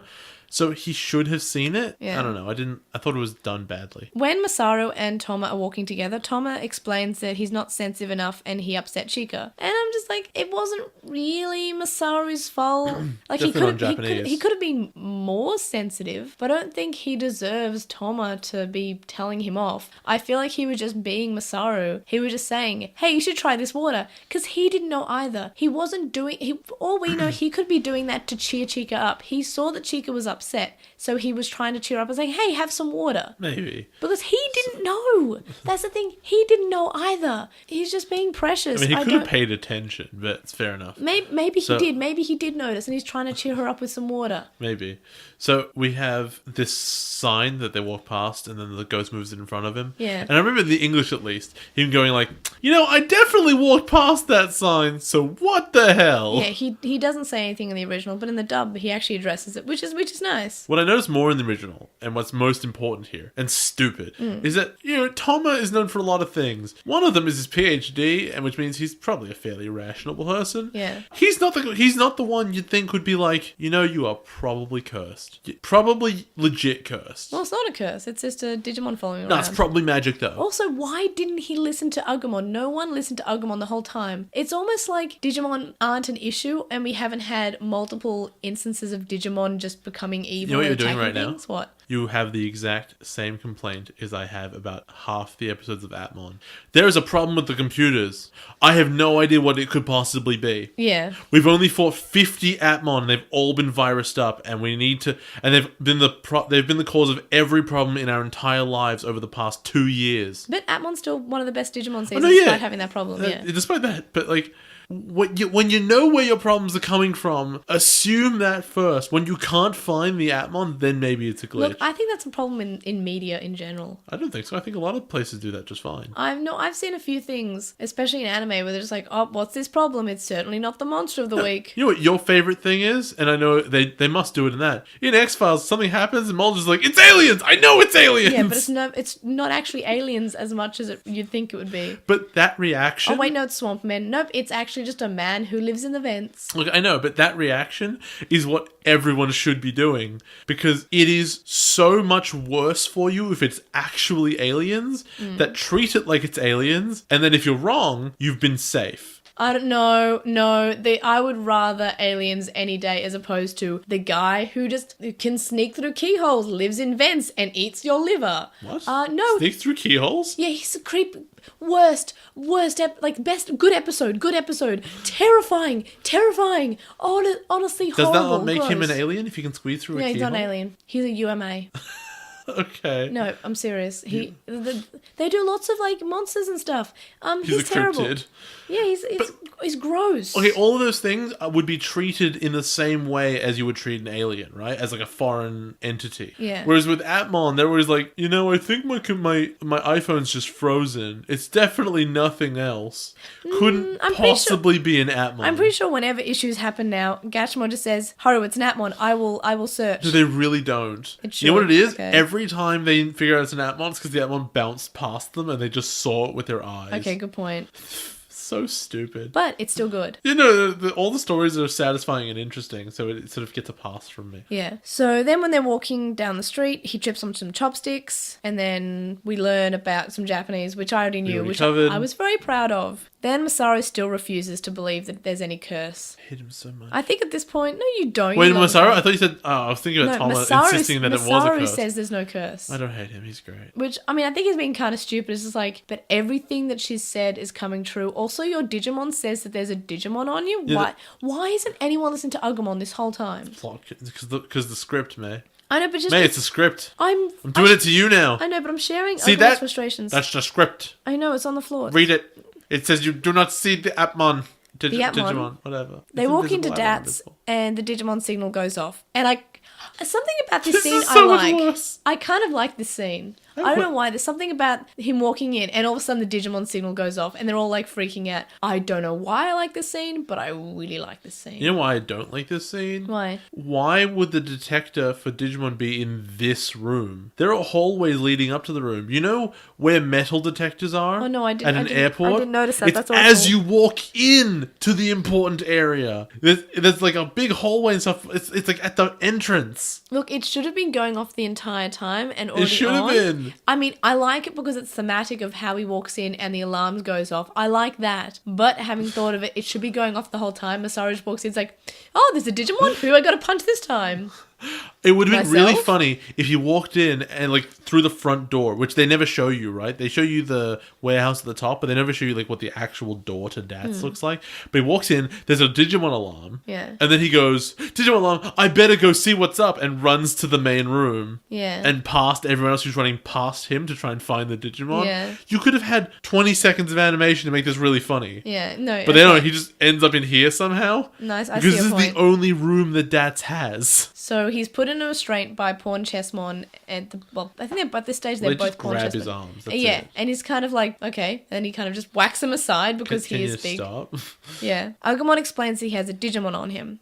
And in the dub, Thomas keeps going on about how he thought Marcus was just hopeless and klutzy. And then he just straight up blames Christy. Like, it's like, well, it's clearly Christy's fault. He cursed you. Like, she curstied you. But in the original, he doesn't really... He just says, oh, because of everything that that Chica had said. In the dub, he's just saying, oh, it's Kirsty's fault. It's Christy's fault. This is straight up what she did maliciously. This is her fault. Time to kill a child.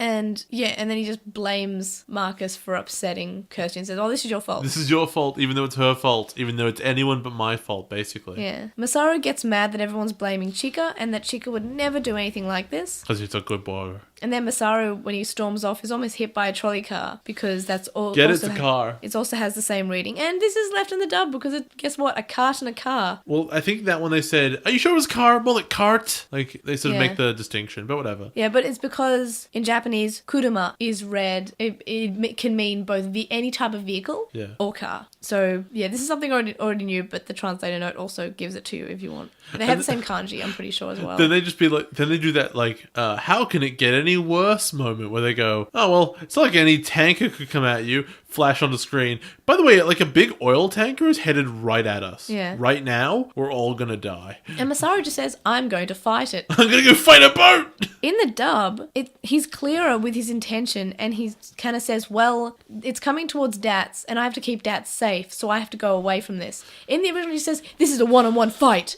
And then... So much better. After he leaves, when Agumon tries to follow him, the Dats members in the original are talking about how, oh, it's clear that he's protecting Dats and how he's actually this nice person underneath. In the dub, they're just calling him stupid. It's a bit stupid. It is stupid, but I like the fact that they're saying, oh yeah, he's dumb, but he's doing something kind of sweet. Like, he's doing it to save them. Then Agumon chases after Chica, and he explains what happens, and I absolutely love how she says, hey, aren't you going to get caught? Yeah, exactly. She immediately notices, you're not meant to be in public. And then after that in English, she's garbage. Yeah, well, everyone's garbage in English. I think we've been doing this podcast for 2.5 years. I think what we've learned is people are garbage in English. There were improvements in the last episode. And then bad bits, but whatever. Dats find out that it's Solomon. Kudamon says that Yoshino is like Masaru because she just wants to fight. Because Yoshino's just standing there, she's like, I'm going to fight it. In the dub, Yoshi wants to catch it, but Kudamon still says she's like Marcus, even though Marcus has never said, hey, let's catch this Digimon. He's always says, I want to punch this Digimon, one-on-one. Catching it is incidental.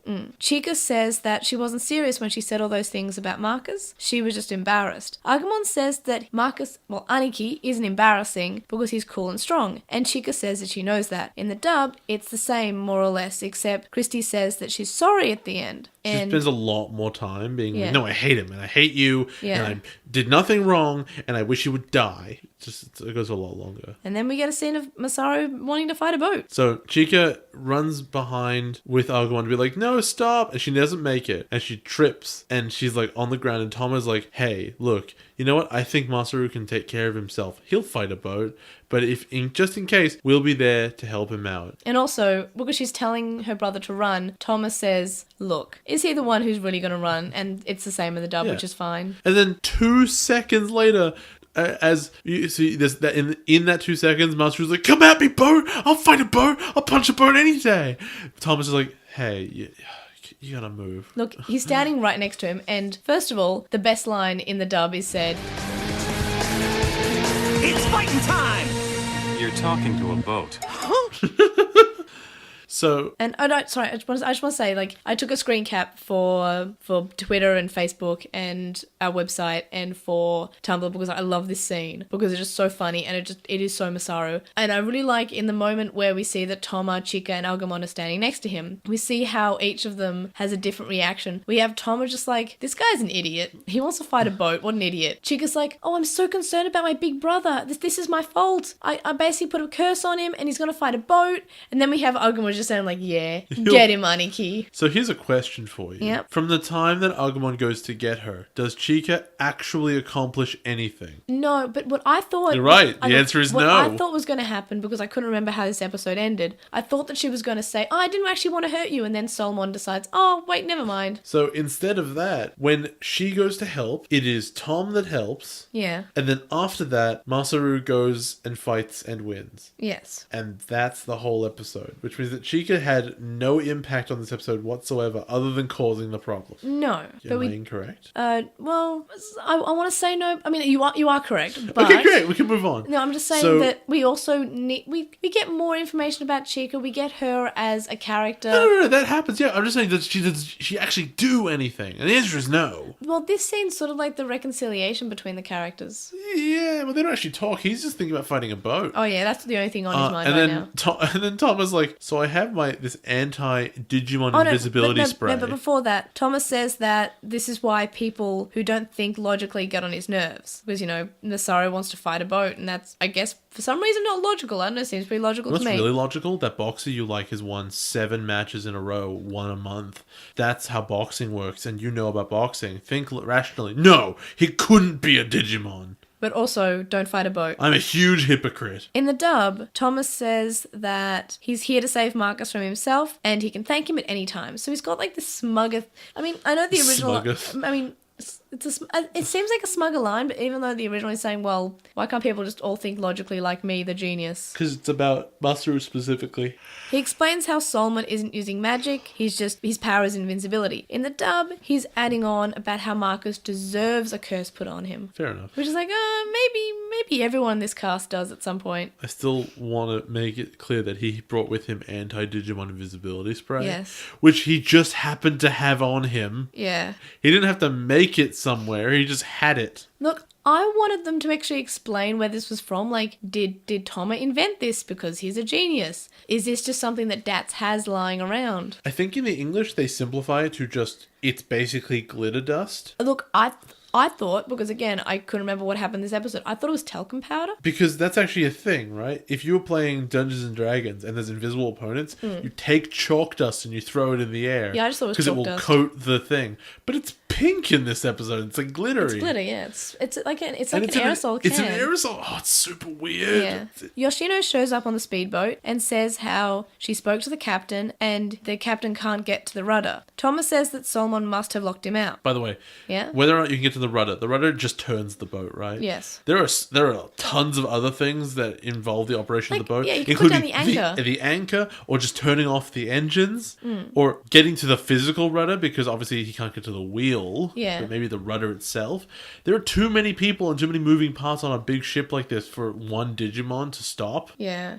So this is dumb, basically. Toma then says that he wants to go to help, but Masaru says that it's his fight. So Masaru gets on the boat with Yoshino, and then we have this cool scene where Yoshino says, take the wheel. She uses a grappling hook for Masaru to get to the top of the boat, and I really like this scene. Like, when did we ever have Izumi do something like this? And I know, like, the episode before last with Neon, we had Yoshino not participating in her fight. And while I don't like that, I feel like we could argue that she did have emotions and she did have feelings towards Neon, and she couldn't find it within herself to get the courage to fight. However, as with the last episode, I feel like they could have added in like a quick 10-second scene, maybe of Lalamon saying, come on, Yoshi, let's fight! And Yoshino saying, I can't, I'm immobilized by fear. It would have taken 10 seconds. Don't make her say that, that's crap. Or like, no, saying, I can't do this to Neon, or something. I'm immobilized by fear! Okay, immobilized by fear was probably the wrong term. I meant she's immobilized because she's fearing for, not so much for her life, but for Neon, because she loves him, or something like that.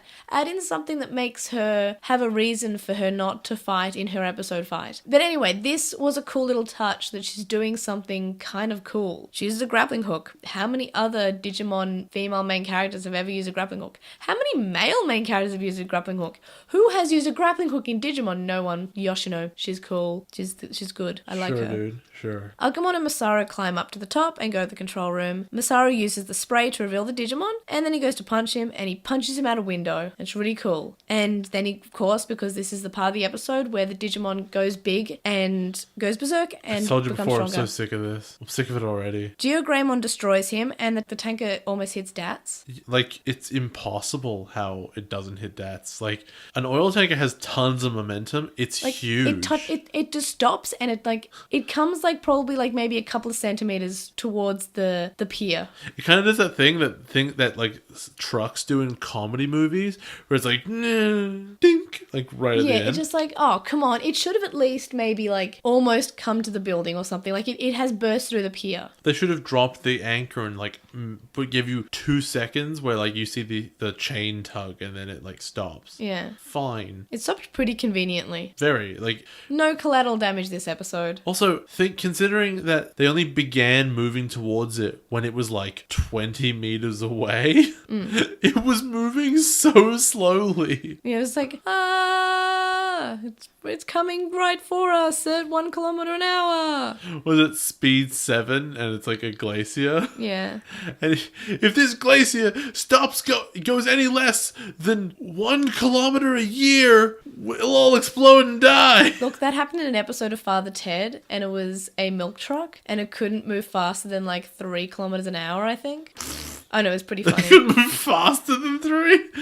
No, it so could- just stop it. No, it couldn't move faster than 3. Yeah, so just stop it. I think. It's Oh fine. no! It had to be between 2 and 4. I think. I can't remember.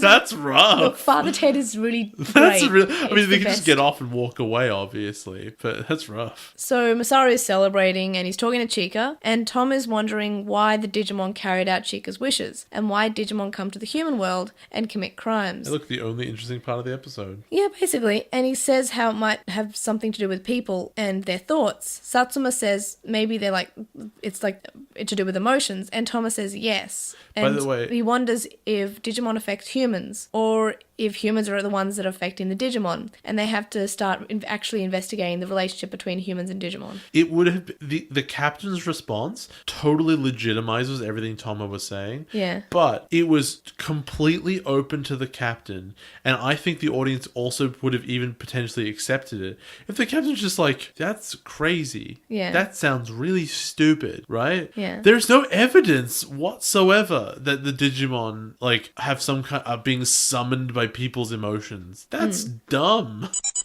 What do you think of this episode as someone who is new to Digimon? It's not quite as annoying as I thought it would be, but I don't like the concept at all. Oh, you think you're cursed, but it's actually just something playing tricks on you, and I don't know. It feels like a played out story, and that doesn't have any depth to it at all. Yeah, I would have to agree. It seems almost like, I don't know, almost a trope. Like, this seems like a cliche in media of the sister and the brother have a falling out, and then there's a curse of some description. I feel like I've seen it in multiple bits of media before. You know what the best version of this is? What? That one time time Bart sold his soul. Yeah. Because then you didn't know it was bad luck or a whole thing. But I feel like every kid's show goes through the someone wishes ill upon someone on the main character. The main character has a terrible, awful day. And then there's a split off 50-50 where on one hand it is like the other person had to take it back because it was pseudo magic. And then the other half is like it was just bad luck. And sometimes bad luck happens to people, etc. And how would you rate this episode? It's just like a 5 or 6.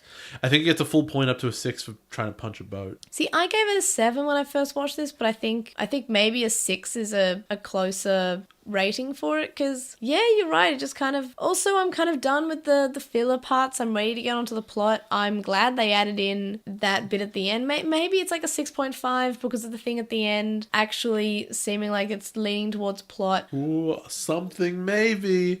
Oh, I love how the plot is still not there, but it might exist. Maybe. That's what this bit tells you. There might be a story here. Isn't And that cool? how did this episode compare to your predictions in Obnoxious Synopsis? What you said was, you said that Masaru's going to get pranked and he's going to be convinced that he's having this run of bad luck, and then he thinks it's a curse, and then Agumon accidentally figures it out. So you got that part right. Yeah, I mean, I won't accidentally figure it out. I mean, he didn't accidentally figure it out. He just kind of like figured it out because he saw it. And then you said... I tend to think it was going to be like halfway through. Yeah, you said that if it was that would annoy you. Well, to be fair, it did, because fine, no one else believes it, right? If anyone is going to believe Agumon, that's something else, that a Digimon is causing it, you'd think it would be Masaru. And you also said it wouldn't be a good episode. It wasn't particularly good compared to the rest of Savers. And you gave it a 5 as a rating. Yeah, I'd say 5 or 6. That's probably about right. Yeah. And you said it was filler, and it was. So you got your estimates right. And what was the major difference that you noticed between the English and the Japanese version? Because the main one that I noticed was that Marcus is a lot more rude to Thomas in his house, which makes Christy almost seem more reasonable than in the original, where I think she was just anxious in general, which is still fine. Like, that's still... I like that. I have anxiety, so it's nice to see that other people in media have anxiety. But I feel like her reactions are much more justified in the original than in the dub, because Marcus is kind of being rude. I feel like I would have given it to that, and the whole reasoning at the beginning. Also the chopsticks. But that was it for me. It was the bridge and chopsticks. That's a whole thing too. There's a pile of sticks. Yeah. Like, no subtlety at all.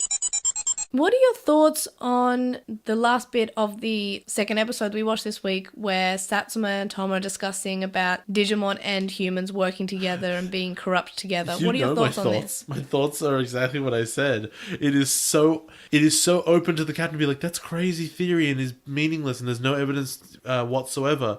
The only thing that gives it any credibility to the audience is that he goes, that's interesting. That's it. I don't know. Basically, I think that the writers are speaking through this character and saying, no, that's what it is. There's a connection here and we're going to tell you about that.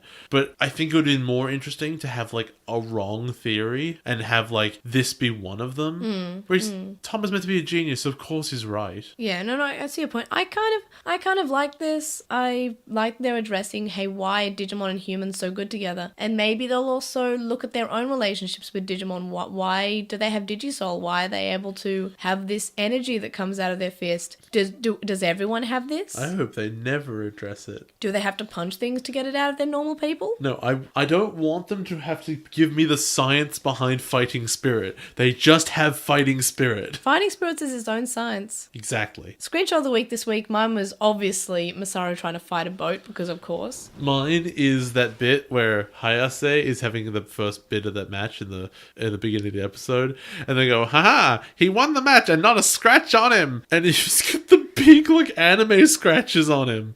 Like, it's right there. He's taken a hit. They're just lying. What are your thoughts on Solmon? Because he was the only Digimon introduced this week, I believe. Barkemon, but with not a better design, but like with more to his more design. Stuff, yeah. No, it's a hat. He's got like It's a hat. Oh no, Barkemon have the hand coming out too, don't they? It's just a hat. Yeah, that's right.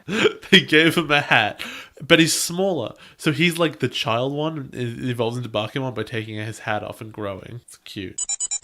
So for Postmon Pat this week, first up, this week's weekly poll, which is Citramon a good change? Jay will read the comments as usual while I get up the results. We got one from Autumn who says, out of all the ridiculous changes the dub has made, I think that Citramon is actually one of the better ones. While not as immediately frightening as a bomb, the threat of a flood is still quite grave, especially in such a densely populated region. I don't think the silliness of the flood being orange juice related drains the tension nearly as much as, say, having the ultimate villain shout, "Wait a minute, what am I laughing at? I'm supposed to be depressed." I will say that the idea of a flood is only scary because of the way that rain works, and that rain is A, constant, and B, over a huge area. If you were to empty, say, I don't know, a supply container, the kind of thing they have on shipping container, full of orange juice in a park, it would just spread over the area and go into the ground, and it would be fine. Yeah, but then imagine if it was sticky. Yeah, no, but that's all it would be. Yeah. And that's approximately the amount of orange juice the guy was holding. So he said it was a flood, right? And there might have even been a little bit of force to it, but it's not like it would have been a real, like, rain flood. It would have been the area would be kind of wet. Yeah. It's not the same. We got one from Riku who says, while they don't like it per se, they do understand the change considering it's a bomb in an amusement park, a la basically bombing Disneyland. Also, if they're being honest, it's better than a cursing bomb. Well, in their opinion anyway. We got one from Vincent who says that Citramon's very existence makes liking Digimon slightly harder. Woo, that's strong language.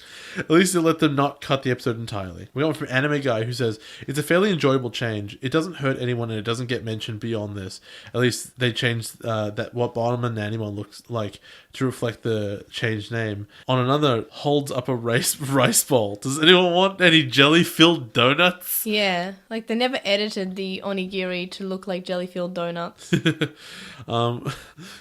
What is that thing? It's like everyone else has pizza. I'm eating whatever the hell this is. So you hear a thing that I think I've mentioned probably every so often on this podcast. I think we've mentioned it far too many times. We got one from Chuckmon saying the US has its own exclusive Digimon. Ellie Vorg says, given that they had to change Bomber Nanimon or cut the episode, it is fine and definitely better than not having the episode. And really, Bomber Nanimon was already kind of silly, loose end, unrelated to the cute slice of life of the rest of the episode.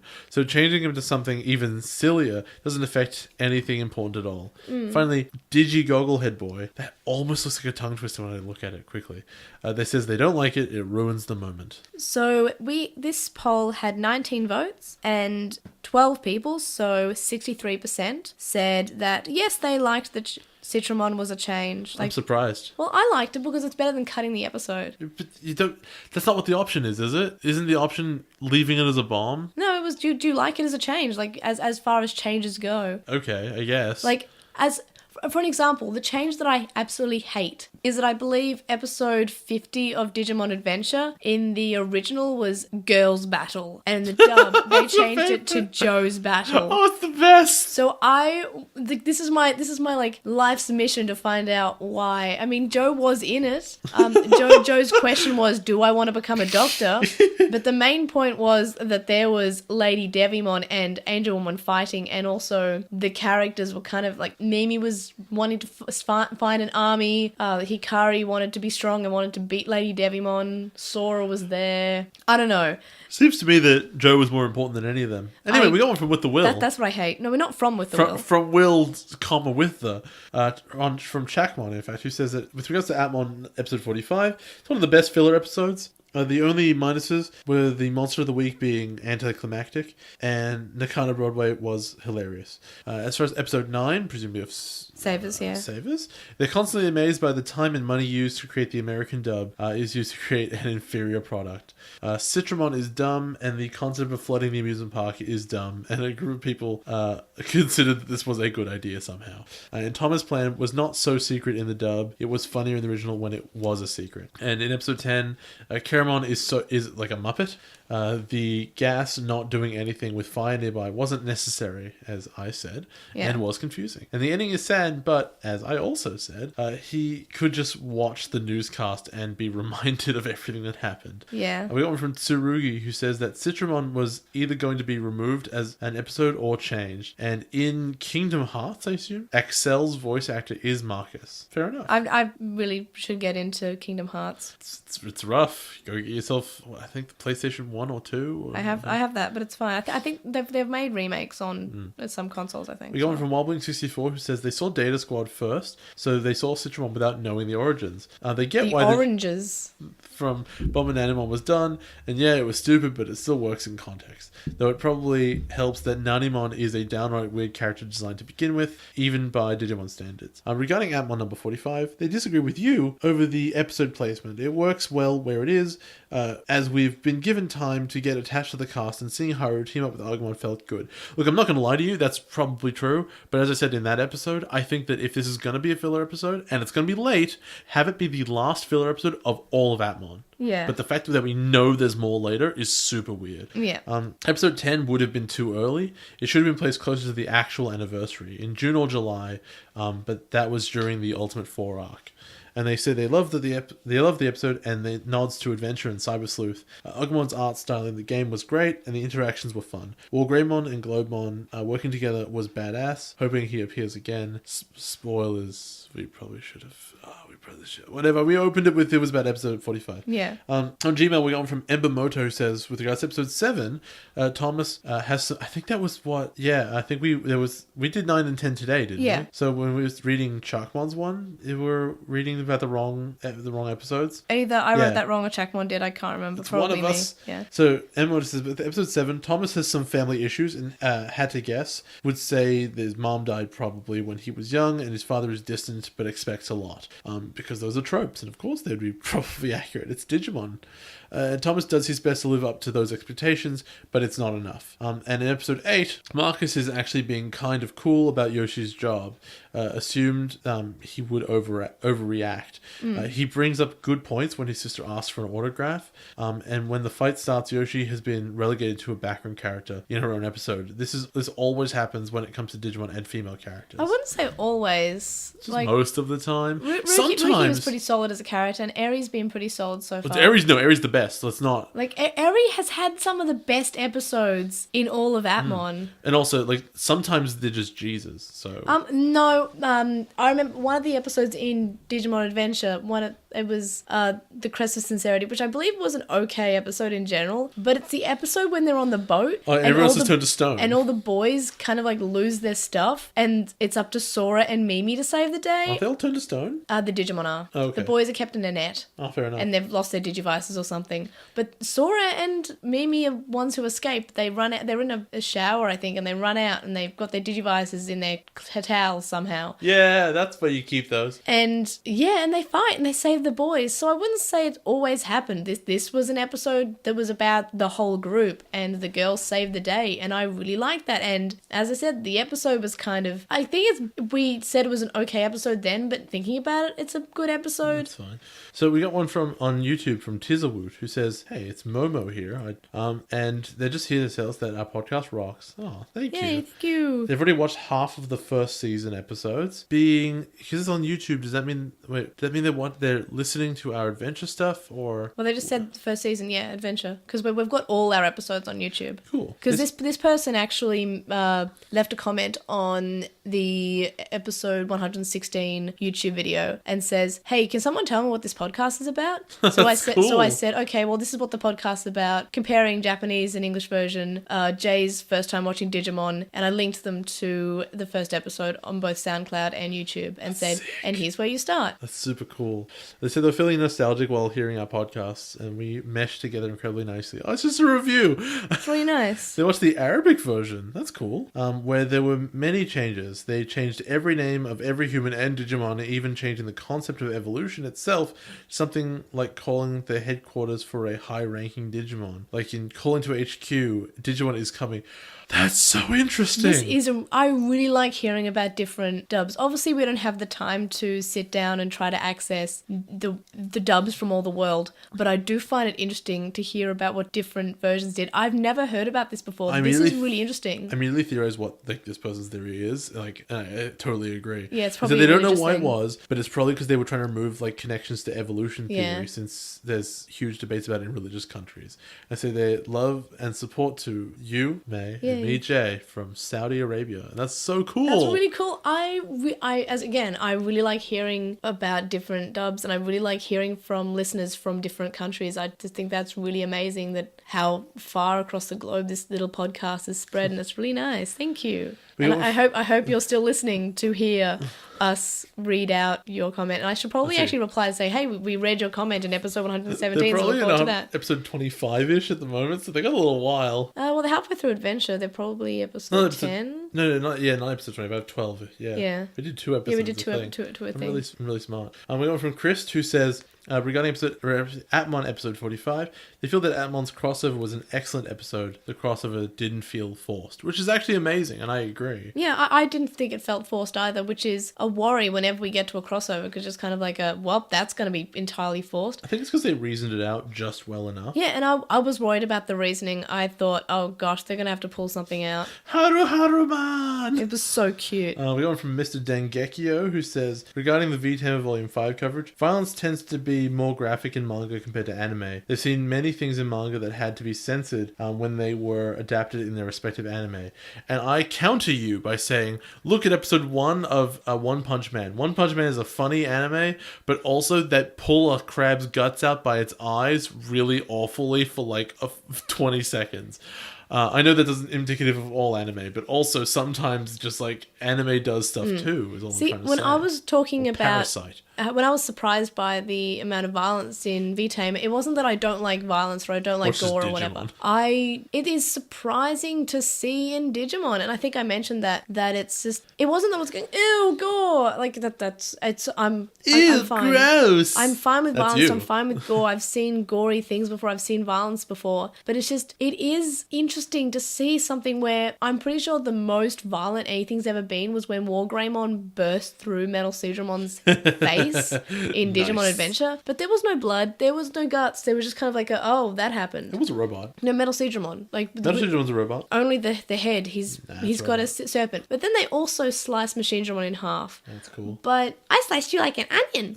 But no, the thing is, in Digimon, like the anime, I've never actually seen that violent before, so it's kind of like whenever it happens in the manga, it's just different.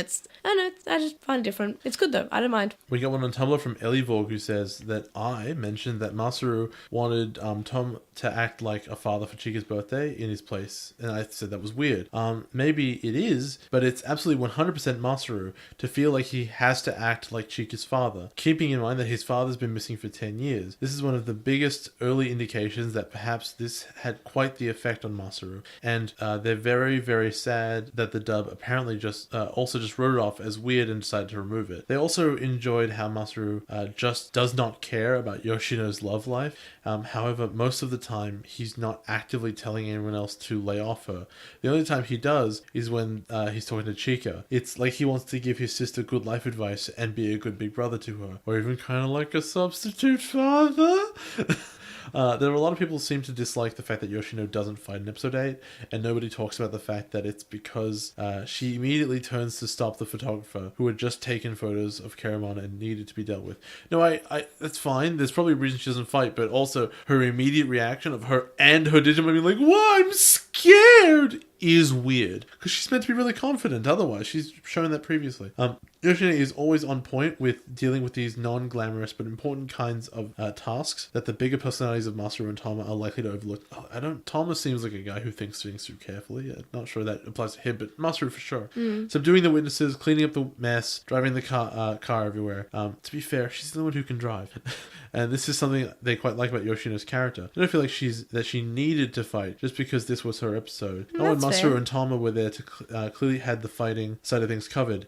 Although, let's look back at episode 1 when she's there in her official capacity and there is a big chicken fighting and she goes, no, civilian with your Digimon, you do it. You can fight it. Granted, this episode could have been a lot better at exploring Yoshino's character and making her interesting, but I don't think that the fact that she didn't fight is really part of the problem. Maybe. We can have a discussion about it. Finally, one Anonymon says, do either of us think that Agumon will be a recurring character in Atmon or just someone who comes back in whatever final battle there is for the season? The answer is I don't think Agumon's ever coming back. That is a guest character for one filler episode. Do you think Agumon's going to come back? I'd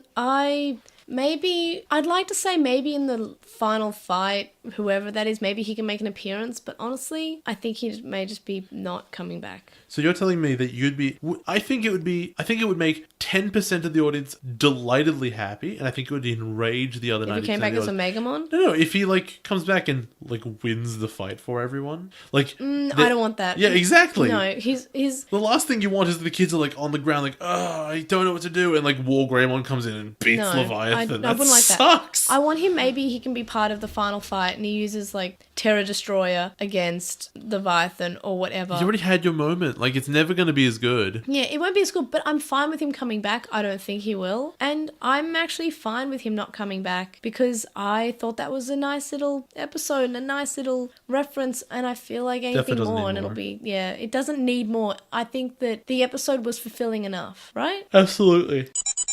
Alright everybody, join us for the next episode of I Want to Be the Strongest Fighter in the World. Recover the bond between parent and child. Evilmon's Bewitchment. Or The Vial of Vilemon. And I Will Protect the Chikar. Biomon's Resolve. Or The Digi-Egg That Fell to the Earth. So, happy birthday to Logan, who is Anime Guy. Happy birthday. And so have a good day on your birthday, which is the 28th. Yeah. But also forever, because you're great. Birthday, Bird Bath. Happy Bird Bath! Woo! Bird Bath. For Weekly Wonders this week, I'm going to recommend a forwarding service called Tenso. And I will link it in the show notes and in the description, as I always do. And what this is, you get a Japanese address, and this is the company that's recommended by the New Japan Pro Wrestling merch store. So it's legit. And handling seems to be only $10 when I did my order. And postage is pretty reasonable. It's what I'm used to paying for on HobbyLink Japan or Army or whatever. It hasn't arrived at my house yet, but it arrived at my Tenso address today, and then I paid for it. So it will presumably be shipping out soon, and it'll hopefully arrive next week because I paid for EMS. But EMS wasn't even bad. I've paid so much more for shipping than I did this time. It seems to be a good service because it arrived at the address and they're sending it out to me. Unless you mean because they're doing their job? Unless they set fire to my belongings, I feel like it'll be fine. Or if they lied about sending it to you. So, yeah, I highly recommend using it. And I'm pretty sure because there are lots of these services, but I'm pretty sure this is a big one. And I'm surprised I haven't used it before. So if you want to buy things from Japan, go Gadget, click on the link. It's not like I feel like I'm advertising it, but I'm not actually getting any money from them. Just do it. It's really good. I'm advertising them. I'm giving them free advertising basically because I love it so much. And that's basically what Weekly Wonders is about. What's yours? Mine is I just started playing Shadow of Mordor today, and that game is awesome. It's basically, do you like Assassin's Creed? Man, do you like Assassin's Creed? I mean, I haven't finished Assassin's Creed You bought the Rogue. giant figurines of multiple of their games? Yeah. Are you telling me you don't like Assassin's Creed at all? I mean, I haven't finished Assassin's Creed Rogue yet. Did you play Assassin's Creed 2? Yeah, Assassin's Creed 2 was fine. Like Ezio? Yeah. And everyone loved that game? I liked Ezio, but I think I really liked the first Assassin's Creed. Yeah, so did I. I have weird gaming opinions. But you played it. You like those games, right? Can you answer the question? Yeah, they're all right. I was obsessed with them for a while. But awesome. Yeah. So what if instead of killing humans in Assassin's Creed, you were killing orcs and also had sweet magic powers? That'd be pretty It's sweet. Baller. What if you crossed it with JoJo's Bizarre Adventure and had a sweet zombie elf stand? I can see why you like this. It's a sick game. It's great. And it's super fun, and I got it, and I mean, it was on sale on Steam really cheap recently. It's like $4. And it will probably, when it goes on sale again, it'll probably be cheap again. For like the big complete edition, it was like $4. It's probably like $20 now. Still good. It's a great game. Yeah, it's really just Assassin's Creed, but Lord of the Ringsy, and it's really fun. Also, it's got the Nemesis system, which is like the whole sort of gameplay loop is that you're fighting your way through like the armies of Mordor, and specifically you're fighting your way up through the ranks of like all the orc captains. And if you get into a fight with an orc captain and you don't kill them, but like you injure them in some way, that character will remember you and what you did to them. That's cool. And then like they will come back for you and like thematically like try to get revenge. I kind of want to play that game now. I should have bought it when It's it was on really sale. sweet. I'm mad at myself now. It's really cool. So yeah, I'm gonna try and blast through that because there's also a bunch of DLC content. Why didn't I buy it? It was $4. I'm so mad. I was going to and I just forgot. Oh my gosh, I'm so mad. It's because you bought all that crap anime games instead. Oh yeah, that's right. I like visual Do you remember novels. when you bought like 8 visual novels, even though they're all like 60 hours long? 8. Oh, I bought so many more than that. But they're all like 60 hours long, so you're never gonna finish Yeah, them. I want to play Shuffle first, even though I said I want to play What's Higurashi Shuffle? first. Shuffle. Shuffle, right? Okay, don't know, but Anyway. sounds more familiar. Yeah, visual novels. Anyway, so we can close the show now because I'm exhausted. Me too. And my voice is back, which is great. It's great news. It'll be all 100% back next year. It's still a little bit crackly. Fake news. The voice is still crap. So stay tuned after the outro music for Magnus's fantastic, wonderful Dogmon's theme. The link dump's linked in the description. This week's weekly poll is, should Hayase have forfeited and not boxed in his final match like Harris did? So basically, did you prefer Hayase's decision to box his final match to show his daughter what him fighting clean is like? Or should he have forfeited and been with his family instead because his family were concerned? You can find our screenshots of the week and our weekly wonders linked in the description and in our link dump. And our Redbubble is also linked in the description, and you can get more than just shirts and also new design. Check it out. You can contact us and stay updated. You can email us at LostinTranslationmon@gmail.com, or you can comment on this episode and message us on SoundCloud. You can follow us on @TranslationMon on Twitter, and you can find us on Lost in Translation on Tumblr, Facebook, Instagram, and YouTube. We have a discussion thread on With the Will, and a Reddit thread in the Digimon subreddit, and we'd really appreciate if you would review us on iTunes, Stitcher, or whatever podcast listening service that you use that uses some kind of rate review system. And we have a website, and you can vote on a weekly poll and check out if I've added new pages. I imported out the contents of our Tumblr, so we should have some content now, which is nice. You can donate to our Patreon, which is linked in the description, from as little as $1 a month. $1 a month gets you access to a listener Slack chat group, but there are also higher levels which get you more rewards, such as notes, early episodes, and more. And thank you to our current Patreon supporters, Sam Krieger, who has a podcast called The Moncast, which talks about Pokemon and Digimon, Stevie, who is Stevie Padamon on Tumblr and is currently taking commissions, Wuchinglong, who you can find at twitch.tv/Wuchinglong, Metal Mamimon, Joe, Penguin Mage, Anime Guy, who is Anime Guy Kurosaki and the #1 on YouTube, and happy birthday! Chakmon, Ishbal Bamba, Hiro Lado, who's at Hiro Lado on Twitter, Jason Morosky, Ryuchi, who is Frost Magic on Archive of Our Own, Stephen Reeves, who is at WildLink64 on Twitter, Kaidawashi, Mac, Noam, Riku, Shisai, who you can follow at Shisai236 on Tumblr, Corey, Kyle, the Lady Bugman, whose anime blog you can read at bagubaraga.wordpress.com, Small Wolfie, who's on Tapastic as Small Wolfie and has a comic there called Eden of Melancholy, Tom, Glitchgoat, Azrael McCool, Nicholas, Gene Hackmon, Matthew, Anthony, who is at AntoClassic on Twitter, Lizmet, who is Alekmon on Tumblr, Sithobi, Ellivorg, who is Ellivorg on Tumblr, Sporky McFork and Spoon, Megan, and Kyliak. You can also make a one-off donation on our PayPal, which can be found linked in the description. It's paypal.me/Airjamon. Make sure to let us know for the podcast. We'll see you guys next time. Bye!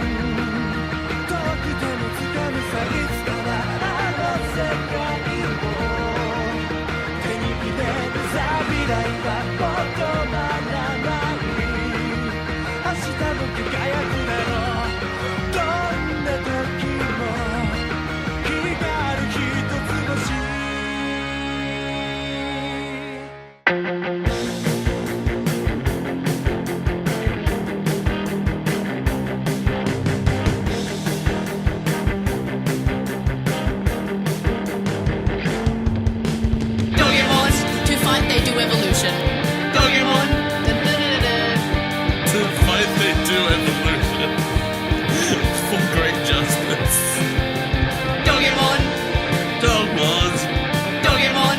All in this together.